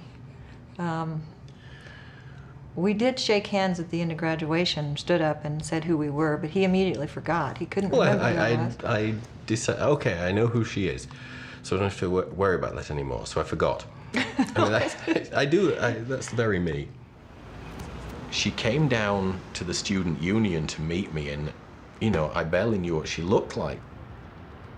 I looked at her, I thought, I guess that's her, and I sort of just looked and did this, and she did the same. She just did a mirror image of that gesture, and I thought, I can't explain what that was, but I just felt very strongly drawn to her by that little gesture. And there was no way I would say no to being married to this man. I wanted to be with him. Has he changed my life? Dramatically. Have I changed as a person? I hope so. It will give them a push. I don't mean to be superficial, but I think she's the most beautiful woman I've ever seen. Is he sexy? Oh, man. Absolutely. Didn't you have fun with that one? Graham was very good about the ducks. The ducks were... I only have one child, Courtney, and he only has one child. There's a symmetry with that. Would you ever have wanted a child of your own, the two of you? Well, absolutely. But it's not exactly practical, so we're just... No. Of course, Graham's added an element that's just joy. And I know Nick likes little guys. He just likes little kids. They'd like to come out for a holiday in the country when I like to have a holiday in the town. It is very difficult being in a place where you're a long way away from all your background and you don't have any sort of support network. I could try and... It's frightening. It's frightening. My parents are alive. They've both had very significant health issues. My father keeps pointing out that old age isn't for sissies. Oh, I'm feeling you need a secretary. Nick has two younger brothers back in England, Andrew and Christopher. Christopher, the deaf one, got divorced, and he reported to my mother that if Nicky can do it, then so can I. So that changed. Are you missing England? I always miss England. I was really not the sort of person who should ever have moved very far. When he was 42, we took Nick back to where he had grown up in the Dales. What did you learn here, do you think, that you've carried with you? I sort of feel as if you could look deep somewhere inside me. I feel like there's some of this in there somewhere. I think of it as being magnificent, but rather grim, really. It's very uncompromising, and sometimes it's rather tragic, but, you know, it makes other places you go seem rather trivial as well. We call it one of our Dales rooms.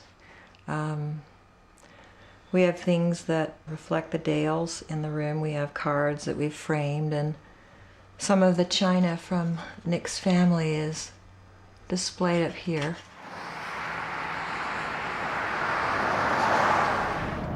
Well, we're driving from Madison to Minneapolis, because Chris lives in Minneapolis and I live in Madison, so we go up and down alternate weekends. Does it put a stress on the relationship, these separations and reuniting? I would say, you know, absence makes the heart grow fonder, really. Chris lives in Minneapolis, a 5-hour drive from Madison, where she's an associate professor in the Department of Education. Hey, you want to see something?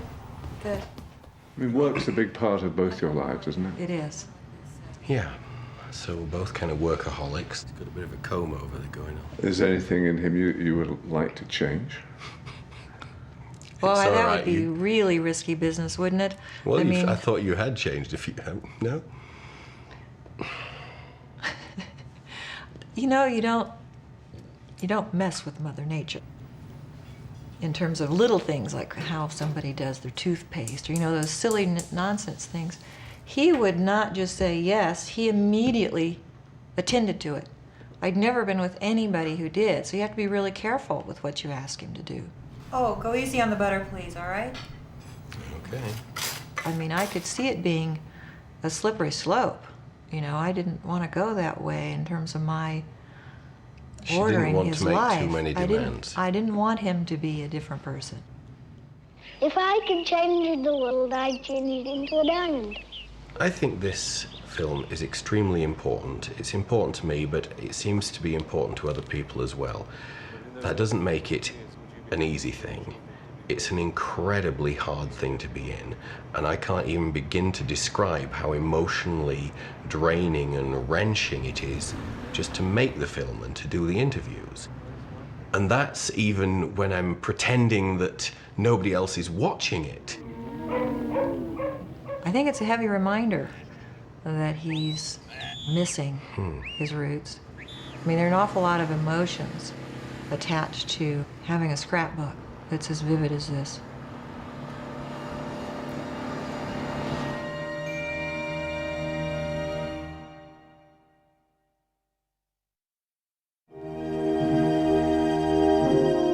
I'm going to work in Woolworths.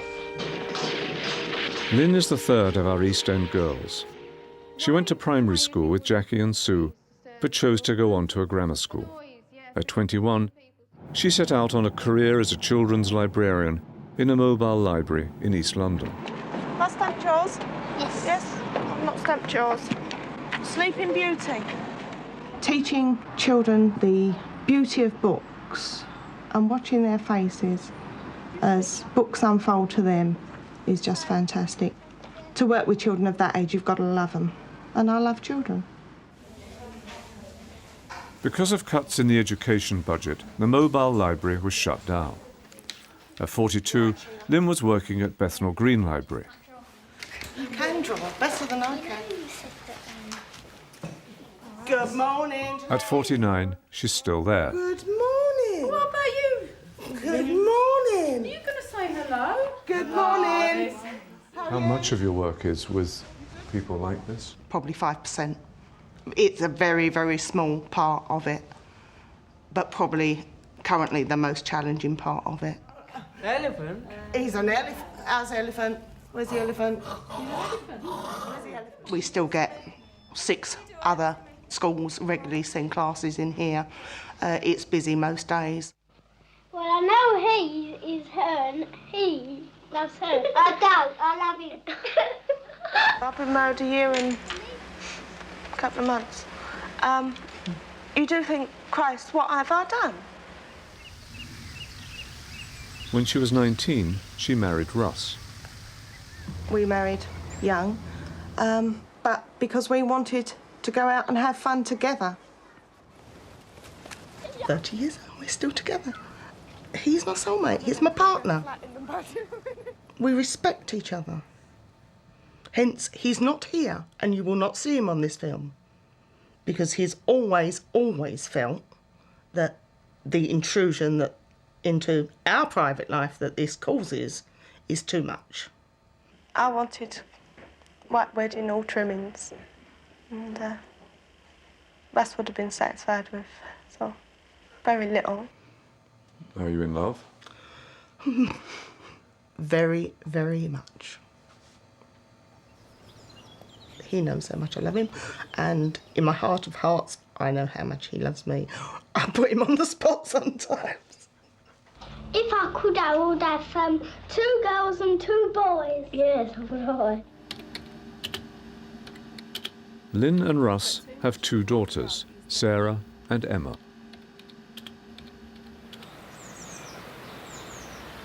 Emma's the installation coordinator for in a company. Sarah is an accessories buyer. It's a family-run business. At 42, the girls were both doing very well at school. All right, darling? Yeah. Neither of the girls went to university? No. Was that disappointing to you? No, their choice. We discussed it. It's what they wanted to do. They felt that the academic side wasn't for them. You have to accept that it's their lives, and you can only guide and be there for them. Oh, you good boy. Where's your drink? So you got a grandson? He's a lovely lad. He really is. I'm watching him in the same way. I mean, from 21 years ago when I held Sarah up when she was just born, and now watching Emma now. And what goes round comes round. Because Emma now says that she says things to Connor that she can hear me saying to her. What, rabbits? Yeah. You'll have to look out for their holes. That still cashes me out on times when suddenly I say something that was purely and utterly me mum. Sorry. So was the arrival of Connor a shock to you? No. Well, yeah, but no, he, I mean, as soon as Emma was expecting Connor, got the phone call, Mum, need to meet you. So she actually told me face to face that she was expecting. Fine. She was 19. Yeah. She's old enough. Watch it, you. You'll go to bed as well. When she was 35, Lynn was having health problems. They stuck all these tubes up inside me and discovered that I got these veins up here that shouldn't be there. In your brain? Mm-hmm. And what can they do about it? Not a lot at the moment. No change. It's not going away, but it's no more problems, nothing. And I mean, you have the aches and pains of getting older. I got bilateral carpal tunnel syndrome in both my wrists. Guess who had it? My mother. And but it comes and goes. Hence, magnetic bracelets which help. And but you have to overcome it. What's white? Red. Yeah, we know that's red. For the last 30 years, I banged my head against a brick wall to maintain children's services, but this time around, no one's listening. We've just done purple. They say that the work that I do, that anybody can do it. There would be no specialist running it. I may not have a job. Hern loves Tintin. Hern Do you want to take absolutely this adores one? her Tintin. Yeah, yes. It's cost cutting. So that's what it's about. Yeah. They would deny that. You can speak to me today. No. No. I see her. Is it emotionally very demanding working like this with people like this? Yeah. But it's so fulfilling that beyond belief. Azir, can you say it for me? I know you can. But are you getting... No, I know. You're not going to do it today. Azir spoke to me on the phone a couple of years ago, the first time he'd ever spoken to me, and really got me. It's extremely difficult for him to speak, and when he does, you know he's making so much effort, and it gets me. Excellent! Thank you, Azir. Thank you. Come a long way since the back of a van. A bus? Now, I was on the back of a bus yesterday. We took a mobile vehicle out to a school who was having a book week just around the corner, and I had forgotten how much it sways. Where's your stamp? It's been a hell of a commitment for you, hasn't it? Yeah.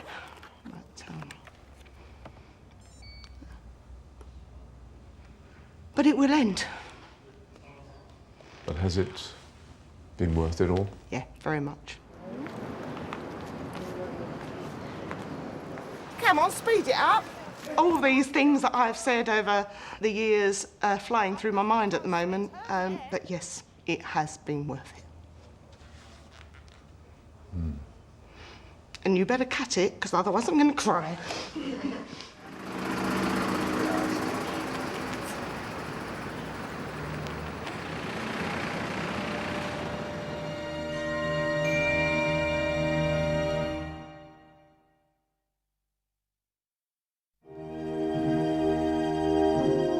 What do you think about rich people? Well, not much. Tell me about them. Well, they think they can do everything without you doing it as well. Simon was brought up in a children's home, the only child of a single parent. Rich people, they have all different things, have everything they want, whereas poor people, they don't have nothing, and they know they haven't got nothing, and so they know they're missing something. What are you missing? Well, I'm missing a bike and a fishing rod. And 20 years ago, when I was born, you know, an illegitimate child, you know, that's something that's only whispered about. People, you know, feel strongly about it in those days, but nowadays it's not a serious matter. The serious point is whether you stay with somebody or you leave them. Since 21, I've got married, had a couple of kids, and By 28, he had married Yvonne, and they had 5 children. well, I don't think there's anybody else I could have ever married except Yvonne. She gives me my life, really, because we're together, we have the children and everything. By 35, they were divorced. At 42, he had married Vianetta. We used to go out when we were younger. We met in the laundrette. Once a week. Once a week in the laundrette. Baked beans. Go and get the water first and I'll come up. At one stage we went to marriage guidance because the pressures of being together were getting to us because we are two completely different people. I'm very laid back. You know, as she always says, if I go any further back, I'll fall over. But it's look, broccoli. When two people are together, when you both had separate lives, it is hard. You know, silly things like leaving the toilet seat up or something. Or when I put something here, I expect to see it then. Simon can be really untidy, you know. He'll take everything off and fling it around the house, you know. Sorry, dear. Oh, I don't want it all mixed up. No. Is he romantic? If we've had an argument and he doesn't know, because I will shout and he'll think, what have I done? And I'll be here, and like now, and I'll be here and I'd see him with flowers and a bottle of wine or something. And then he'll say, I'm sorry I don't know what I've done, but I'm sorry. Vianetta already had a daughter, Miriam, and she and Simon have a son, Daniel. Is there anything of you in him? It's dashing good looks, yeah. That's me. And his love of sport as well. He goes to school in Slough because that's where they do grammar schools. He's doing very well there. They say, where's your father then? You know, when your mum's out at work, instead of your father. And I just tell him I ain't got one. They've got everything then. They've even got what I never had. So, which is what? A father, isn't it? So, I mean, they've had everything. At one stage, they would stop seeing me at all. But now, a bit older, a bit wiser. And I'm a bit older and wiser, and now 3 of them see me. Jessica's been very busy herself. She's got her work, she's got college. So who do you support? So your lot come second. Jonathan's been in transitional period with changing jobs and building up his new life. The two that don't, I can't really see their point of view. So what's it like being a grandfather? Oh, it's bloody easy, actually. You can see them all day long and then let them go back. And you've got one? 2, actually. One that I see, and one that I would only see if I kept going round to see him. Otherwise, I wouldn't see him, so I'm waiting for return visit now. Before I'm old enough to get to job, I just walk around and see what I can find. Was going to be a film star, but now I'm going to be an electrical engineer, which is more to reality, really. By 21, Simon was working in the freezer room of Wall's Sausages in London. I know I can't stay at Wall's forever. I mean, it's just not me. I couldn't stay there for that long. My mind would go dead. I'm quite happy to stay there. It doesn't look like it's going to close down, so, I mean, better the devil you know, innit? Wall's did close the factory down. Since then, he has worked near Heathrow Airport, handling freight. The only reason I really went there was to work near to where my son was going to school so I could drop him off. Do you feel you could have done more with a career, with your work? If I'd pushed myself at school, probably I could have done a lot better. Does that give you pause for thought? No, that means I was a lazy sod when I was younger. Somebody once said that you don't live to work, you work to live. And that's how it should be.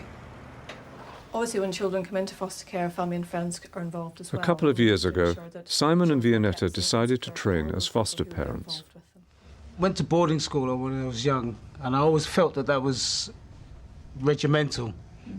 It didn't allow for personal care, for loving from the adult carers. So I wanted to do something like that for myself, you know, in my own home. And we always say to foster carers, please do not cut the children's hair without the permission of the parents. So what's the toughest thing about being a foster parent? You're taking a chance when you do it, because you really don't know what you're getting. One child had 2 knives in her hand because she didn't want to stay in this country. 2 knives in her hand. She threatened you? No, she was just a threat to herself. Some of them come back, they ring you up and say, hello auntie, hello uncle, and how are you? They come and have Sunday dinner, come and visit us, which is good. At least you know you've made a little difference to that child's or that person's life. Okay, obviously we have Heathrow in our borough, and that gives us extra things that foster carers might need to do. So where are these children coming from that come to your house? All over the world. So, anywhere. Anywhere. When they come off the plane, they're expected to be meeting somebody. Yes. But that person doesn't turn up.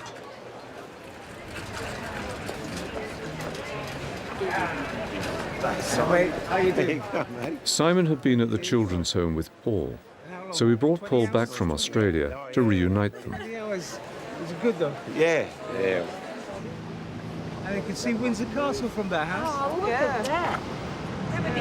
We don't actually see each other, touch each other, but we're living each other's lives. Yeah. Every 7 years it all comes back, and we get up to this far, and we've done this, and you've done that. I remember him. When they were 21, we took them back to where they had spent some of their formative years together. Went over forwards or something. Yeah. He was a real bastard. I do try to be disciplined, but I actually hate discipline. I believe the school has taught me that. There's always been a bit of turmoil inside. I believe that divorce affects children a lot.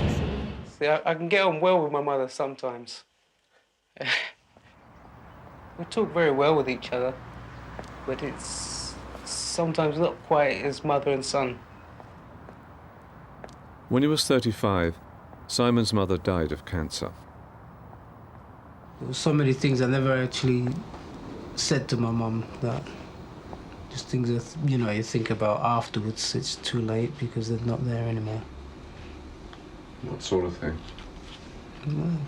Just I love you every day, Later on in life, I did realise that she got depressed as well, so that was probably a bigger reason than not being able to look after me. My mother wrote to me when I was 21 and I hadn't really had any contact with her. When I was 21, she came out and visited. I did grow up without her, so it was like looking at a total stranger. I didn't recognise her at all. So there was no real in-depth feeling there. Paul, get in there next to them as well. Come on, let me get you organised. Are these two guys very alike? Well, I think they're alike because they don't seem to jump into things. I'll stand back and have a little look at it. You make them enjoy themselves. Like when we went for a walk around London yesterday, I said, you are coming and you are having a good time doing this. And he did have a good time doing it. So they're both very family orientated. And they're both married, noisy women. That's true. That works for me. I had one dream when all the world was on top of me and everything was on it and I just about got out and everything flew up in the air. I still look up in the sky because I don't know any better. Everything I have, I always think, is that okay? Is that right that I should have that? People are undecided about you. They could be your friend one day and not the next. I wanted to be a boxer, actor, but I never actually really wanted them. I just wanted to be liked. Paul actually that's all he ever wants out of people, is just people to like him for who he is and what he is without having to put on any false pretences. So I think that's why he doesn't open himself up to people. Hello, darling. How are you doing? Do you have any regrets, the two of you? Yes, I do. That we didn't get together earlier. I think marriage is good for me. What does she give you? Hot dinners and a warm bed. No, I don't. She gives me a balance in my life because on my own, I will probably be your typical slob. Men behaving badly.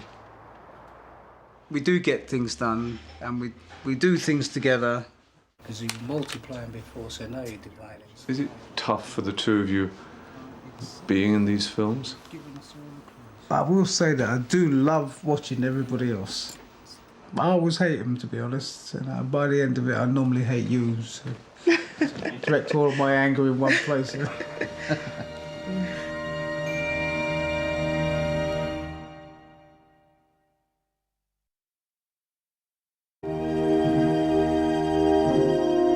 I read the Financial Times. I read the Observer and the Times. What do you like about it? Well, I usually look at the headlines and then read about it. At 7 years old, John, Andrew and Charles were in a private preparatory school in London. What's the point of the programme? It's the point of the programme is to reach a comparison. I don't think it is. Because we're not necessarily typical examples. And I think that's what people seeing the programme might think. Yes. Falsely. That's one of the troubles with this sort of programme. I don't really think that sort of people like us have, unless we're being seven and being rather funny, have very much to say that's very interesting. Because, I mean, we don't know very much. Well, we didn't know very much when we were 7, but we were still quite funny. What do you think about girlfriends at your age? Tell me what you think. I've got one, but I don't think much of her. They're no longer just bores who won't play this or something. They're over half of the community and they're there. And you can begin to talk to them. I don't think I financially come from the same background.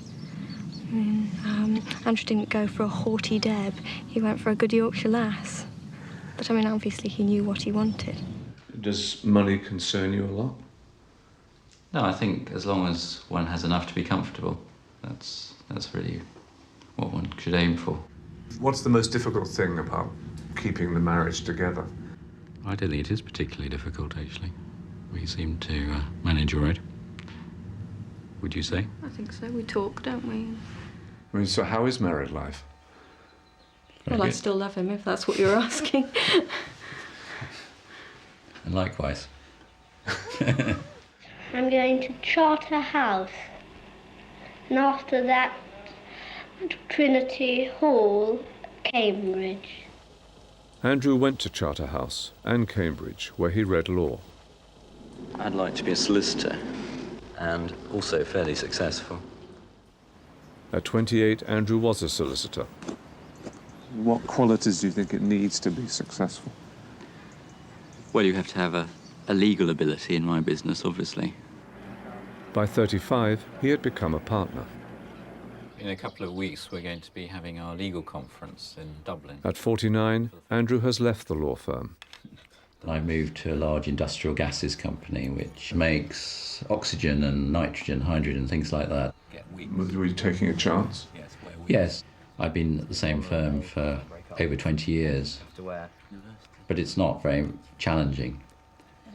And changing like this, particularly quite late in your career, sort of stretches you. I think it's not a bad idea to pay for schools, because if we didn't, schools would be so nasty and crowded. Yes. So do I think so. Yeah. And the people in the schools wouldn't, and poor people come rushing in. The man in charge of the school would get very angry because he wouldn't be able to pay all the masters if he didn't get any money. And education is very important. And you can never be sure of leaving your children any worldly goods, but at least you can be sure that once you've given them a good education, that's something that no one can take away. Andrew and Jane have 2 sons, Alexander and Timothy. Alexander's at university, he's in his first year at Newcastle. And Timothy's at boarding school. I think he'd like to go to university, but I think that's as far as he's got, really. Maybe even over the summer holidays we might start to talk to him about are there any universities he'd like to go and look at. Andrew and Jane live in London, but they have a second home in the country. Well, we bought it about just when we got married. It was a 200-year-old barn, that we bought in an auction, completely derelict, nothing in it at all except for manure. And then slowly over the years we've just been converting it. But it's really taken us up until fairly recently to do that. Ollie, come on. There's a railway line that runs along the bottom of our land. There's a fox's den down there. We've been seeing a few cubs recently. What sort of hobbies does Alexander enjoy? Well, on the odd occasion, he's quite keen on doing what we call dangerous sports.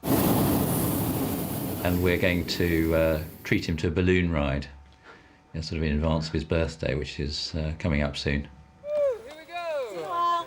See you later. I have actually been in a balloon once myself. It was for my father's birthday. It was all going very well until the end, when we managed to hit some trees and... Oh, don't tell me that now. We all landed on the basket all landed on its side. It's very high. Very high.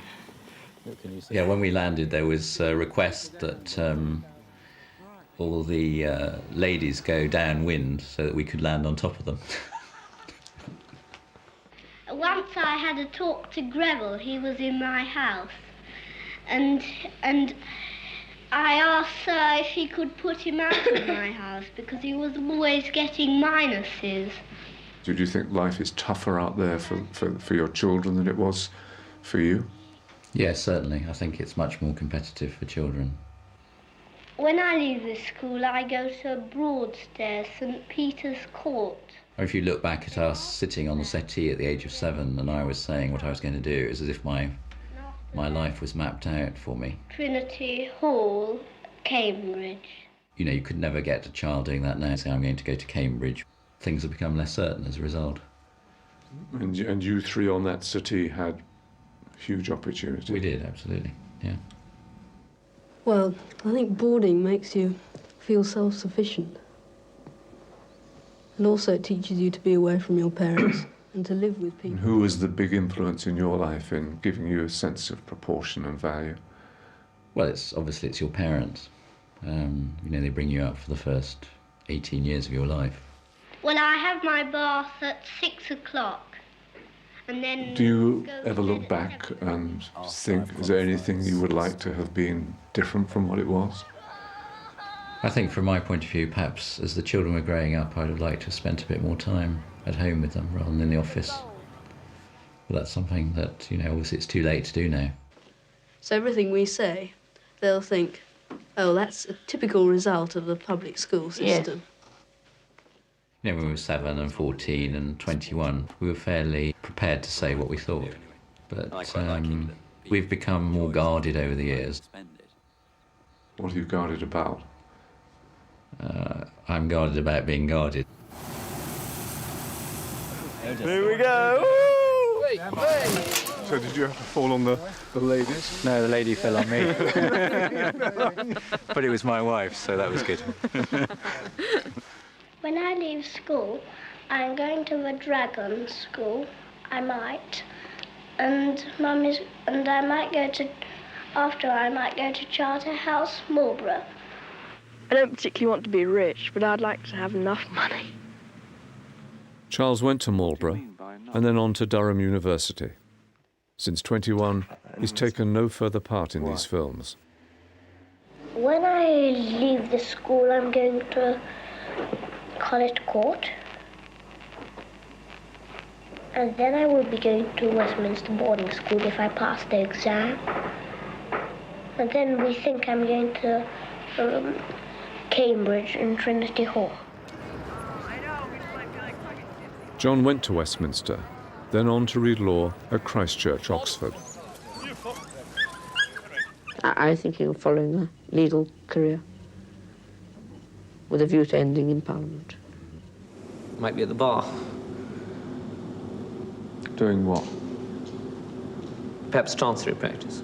I now have a career. I'm a barrister. Other than that, life chugs along in varying degrees. Well, in a sense, not very much has changed in my career over the last 14 years. I'm still a barrister. I still wear a curly white wig. The only visible difference, I suppose, is I wear a silk gown because I'm now a QC. Are you ambitious? Yes. What for? Fame. And power. What sort of power? Political power. I'd quite like to go into politics, but I mean, that's you know, easier said than done. I have actually thought about whether I shouldn't try and get myself onto the candidates list. But who knows? I haven't written myself off as a potential politician, even though I'm already 49. I worry about the quality of our democracy. I worry in particular about this government.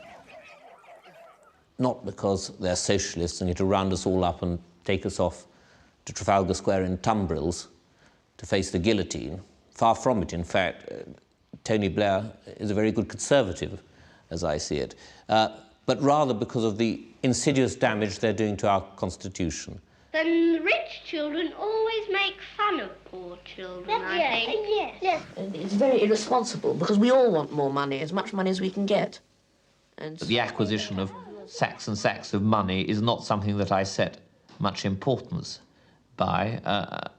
I'm not money-minded, I would say, in that sense. I mean, obviously, it's nice to have a fair amount of money, and money doesn't enable you to go on nice holidays, buy nice things, so on and so forth. But it's, as a goal in itself, no. I mean, who wants to be the richest corpse in the graveyard? By the time he was 35, John had a house in London and another in the country. I seem to spend an awful lot of my time gardening furiously, trying to tame the wilderness that we inherited there. I'd have laughed if 10 years ago you'd have told me that I would spend most of my time digging herbaceous borders and things, but that's what I seem to do, and I enjoy it. One good thing about having quite a large house in the country now is that I've taken up playing the piano. It's a very nonchalant little theme. Butter wouldn't melt in its mouth, so take it very quietly, let it just present itself. Off. A couple of years ago, I did start again and even practicing, but I'm afraid I've lost an awful lot of dexterity.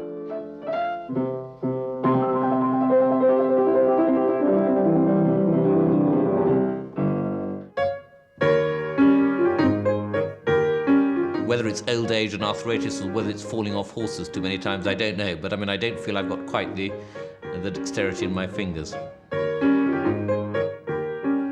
Certainly, I can never tell the difference between you playing and the CD playing when I'm out of the room. Yeah, very good. Very good. Well, she's very diplomatic. No, it's true. When boys go around with girls, they don't pay attention to what they're doing. For instance, my grandmother had an accident because a boyfriend was kissing his girlfriend in the street. By 35, John had married Claire, the daughter of a former ambassador to Bulgaria. It is coincidental that we met, but it's obvious that the Balkan connection was a strong mutual interest.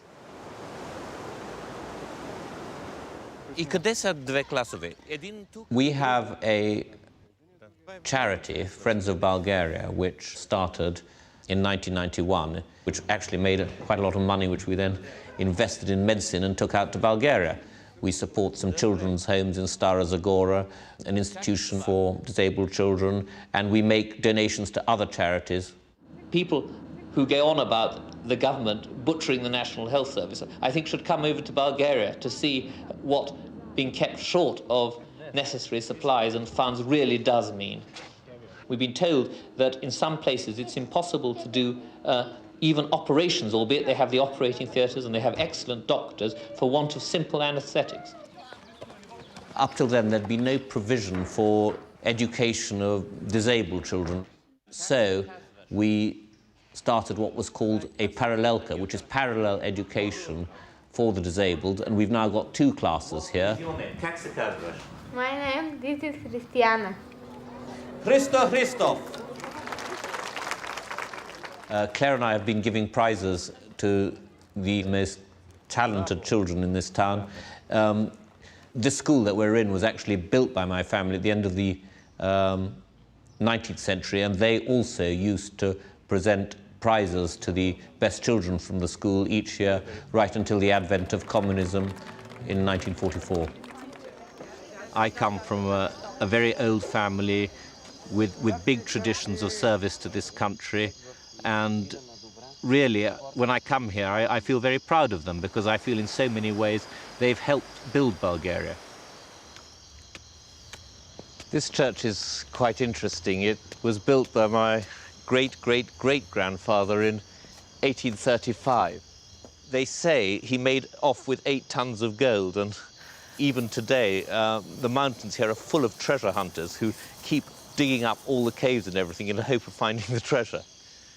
I wish I could find it. I mean, once I'd refunded my Equitable Life Pension Fund, I reckon if I shoot the horses, shoot the wife, and only drink Bulgarian wine, I may be able to retire age 94 or something. It's throw Mac and Nessa. You got 3 minuses in a day. He's a pest. It has to be said that I bitterly regret that the headmaster of the school where I was when I was 7 pushed me forward for this series, because every 7 years a little pill of poison is injected into... I know. Well, it's the truth.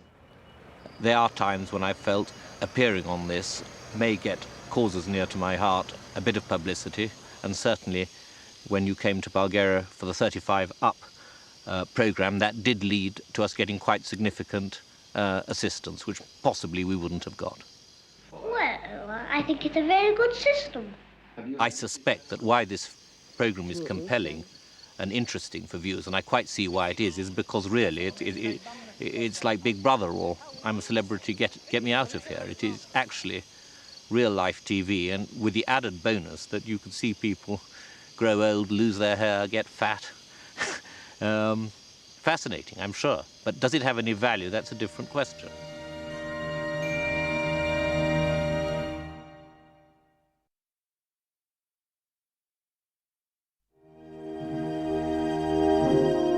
Well, we pretend we've got swords, and we make the noise of the swords fighting, and then when somebody stabs us, we go, ah! Neil grew up in a Liverpool suburb. He had dreams of going to Oxford, but didn't get in. Instead, he went to Aberdeen University, but dropped out after the first term. At 21, he was working on a building site and living in a squat. I would like to be somebody in a position of importance, and I've always thought this. But I don't think I'm the right sort of person to carry the responsibility for whatever it is. I always thought, well, I'd love to be, possibly even love to be in politics or something like this. By 28, he was homeless, wandering around the west coast of Scotland. If the money runs out, well, then for a few days there's nowhere to go to. And that's all you can do. I simply have to find the warmest shed I can find. How do people regard you here? Well, I'm still known as an eccentric. I'm not claiming that I feel as though I'm in some sort of nirvana, but I'm claiming that if I was living in a bedsit in suburbia, I'd be so miserable, I'd feel like cutting my throat. At 35, we found him living in a council estate on the most northerly part of Britain, the Shetland Islands. It's an environment which sustains me. It's one in which I can survive. The reason I don't feel safe is because I think I'm getting more and more used to this lifestyle, which eventually I shall have to give up. And what would you like to be doing, say, in 7 years? I can think of all kinds of things I'd like to be doing. The real question is what am I likely to be doing?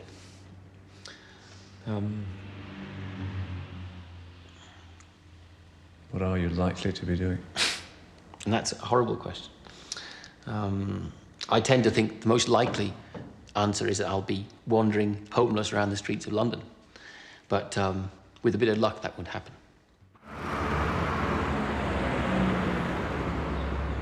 I'll just point out some of the considerable disadvantages. First of all, they are geographically isolated. By 42, Neil had moved to London and was a Liberal Democrat on Hackney Council. While I was in Shetland, I felt very strongly that I should become involved in politics, simply because I felt I was not achieving anything in the ways I really wanted to.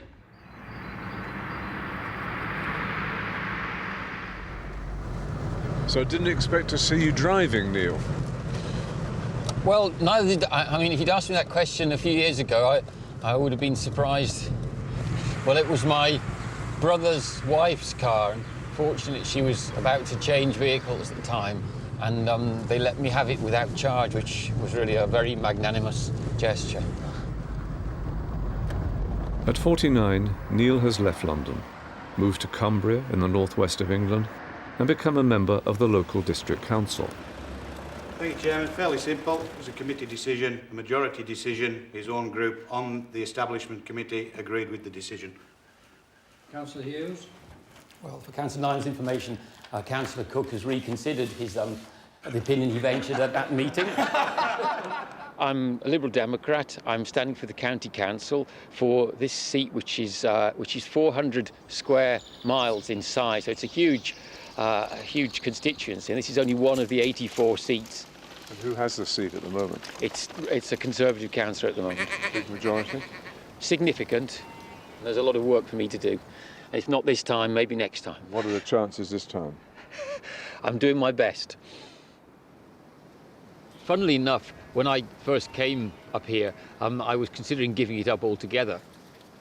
But after only about 2 days, after that I just got involved again, so maybe it's impossible to give up politics.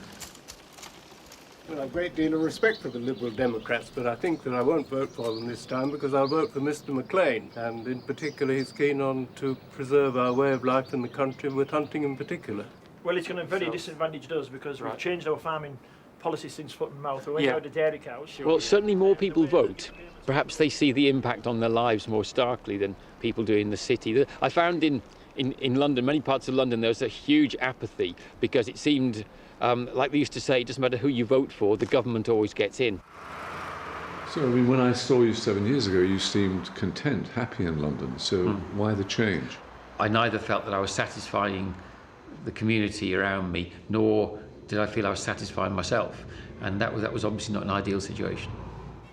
At 42, when Neil first arrived in London from the Shetland Islands, he lodged with Bruce. He was a model host, although he did always insist on measuring the amount of bath water there was in the bath. I'm not quite sure why that was. He'd find the fridge a bit noisy, so he'd turn it off, or if I had to hoover, he'd walk around the block. Or No, I accept that I wasn't the model lodger in every way. And however, that just only emphasises how patient you actually were. I've had little contact with Bruce. We've exchanged 1 or 2 letters, but maybe ours was a friendship which flourished, and it was a genuine friendship in the circumstances in which we found ourselves in London. I think that's what happens in life, that people you're close to, and then circumstances drift you apart, and you find other people, and you wonder now and again what's happening to them, and hope they're all right. But that's what happens in life. In the winter, if you lived in the country, well, it was just all wet and there wouldn't be anything for miles around.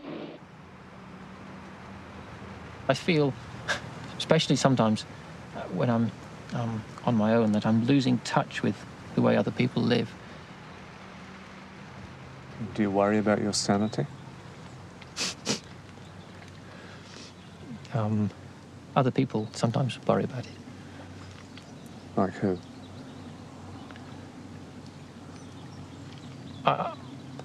As I said, I sometimes can be found behaving in an erratic fashion. I sometimes get very frustrated, very angry, for no apparent reason, for a reason which won't be apparent to other people around me. Do you ever think you're going mad? Oh, I don't think it, I know it. Well, because we're not allowed to use the word mad, but, I think most people are mad here, really. How's your health? It's probably very good at the moment, and living in this rural setting is obviously healthier than living in the middle of a city. There is less stress. I ended up with a former council flat, which is nothing luxurious, but I was lucky to get it, and as soon as I could see the view out of my window, across a stream and trees and the hills in the background, I knew I was in the right place. I know that many people say they feel closer to God in the countryside. I wouldn't want to be simplistic about it, but because one is much closer to natural life, one's therefore much closer to the springs of life. Yes, I'd say I believed in God. Are you religious? Well, I go to church with my parents on Sundays. I don't know even now whether I do believe in God or not. I've thought an awful lot about it, actually, and I still don't know. And how's he been treating you? Well, I said to somebody last week that I preferred the Old Testament to the New Testament because in the Old Testament, God is very unpredictable. And that's, I think, how I've seen him in my life. My Jesus, my Savior, Lord, there is none like you. Tower of refuge and strength. Remembering Jim and Anne, and Bruce and Julia, and Doreen as well, and also John. I was first a lay reader in London, and we pray that after completing a little more training, I was re-licensed by the Bishop of Carlisle. Nature is lovely, nature is made by God, but it's lovely. It gives me the peace of mind to accept when things don't go the way they want to. Politics can be a very bruising game. I will maintain my faith. I will continue to trust in God. Yes. I'm absolutely sure that my faith has helped me through these difficult times. Would you ever see having a career in the church? While I have a dedication to the church, I haven't experienced what I call a calling into the priesthood or anything of that kind. So the answer is no at the moment. When I grow up, I want to be an astronaut. But if I can't be an astronaut, I think I'll be a coach driver. If the state didn't give us any money, it would probably just mean crime. And I'm glad I don't have to steal to keep myself alive.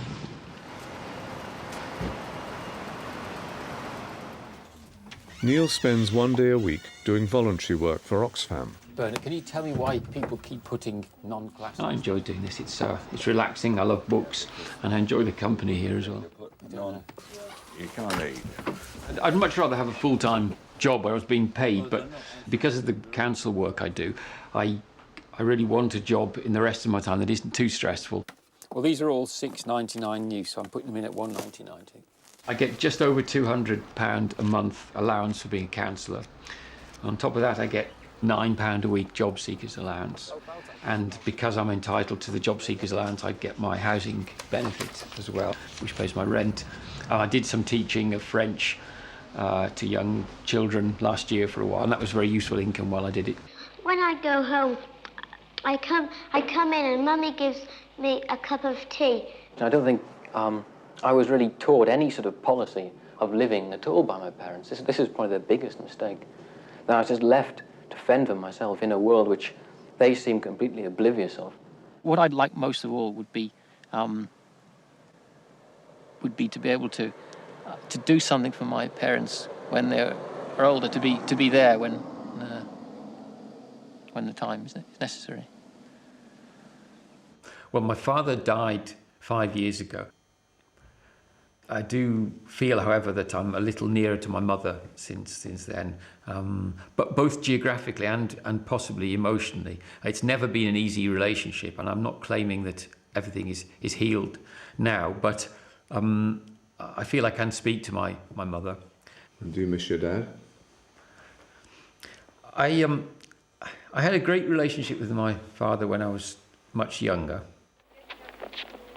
My relationship with him did deteriorate as I got older. I sometimes felt that he'd made the wrong decision in advice he'd given me or things he'd done, but then, obviously he had his own life to lead, and just a few months before he died, we went together to a cricket match where we had what I knew would probably be the last long talk we would have, because he was dying at the time then, and I felt that we were both relaxed because we were doing something we enjoyed doing, which was relaxing in the sunshine and watching sport. So I felt that some bridging of the gap did take place that day. When I get married, I don't want to have any children because they are always doing naughty things and making the whole house untidy. I always told myself that I would never have children. Why? Because children inherit something from their parents. And even if my wife were the most high-spirited and ordinary and normal of people, the child would still stand a very fair chance of being not totally full of happiness because of what he or she will have inherited from me. No, I've never married, and I don't have a girlfriend at the moment. And it's one of the regrets of my life, actually, that I've not met somebody of the other sex I thought I could have a more permanent relationship with. But I'm probably not the easiest of people to get on with. I did have one girlfriend for close on 2 years, so maybe I'm not as completely hopeless a character as might appear to be the case. I mean, do you miss a physical side, a sexual side in your life? Well, I'm a physical person, so I imagine I could be happy in a lasting relationship with somebody. But you have to make do with the reality. And there are many things that might have happened in my life that haven't happened. And there is little point in being regretful and angry about that. You seem to have such a much stronger sense of purpose to your life than you've had before. I see that life comes once and it's quite short, and you have to appreciate what's good in it. And if I could just tell us a short story. I was just sunbathing, and a butterfly landed quite close to me with beautiful wings, deep red colours and white sort of circles on them. And I mean, these creatures don't last very long, but it landed very close to me. It didn't seem frightened, and it just seemed to delight in opening and closing its wings and just actually being beautiful for that period of time, enjoying the sunshine. And perhaps there isn't actually any more to life than that, than just being what you are, realising that life goes on all around, and there are millions of other living creatures who all have to find their part as well.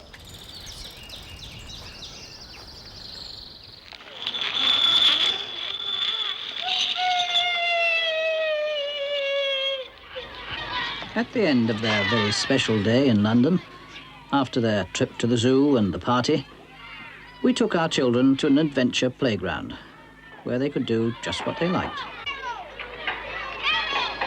Those from the children's home set about building a house.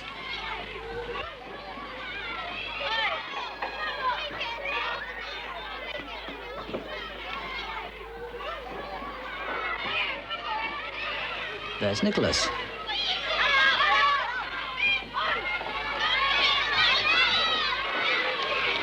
And Tony.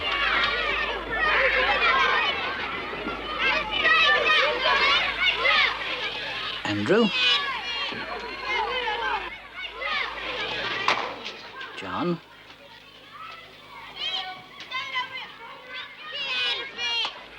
And Bruce.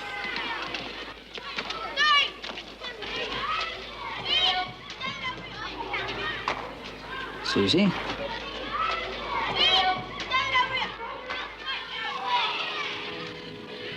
Jackie and her friends.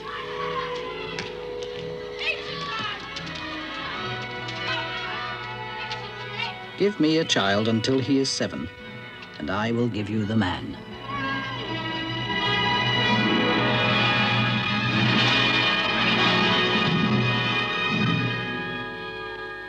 This has been a glimpse of Britain's future.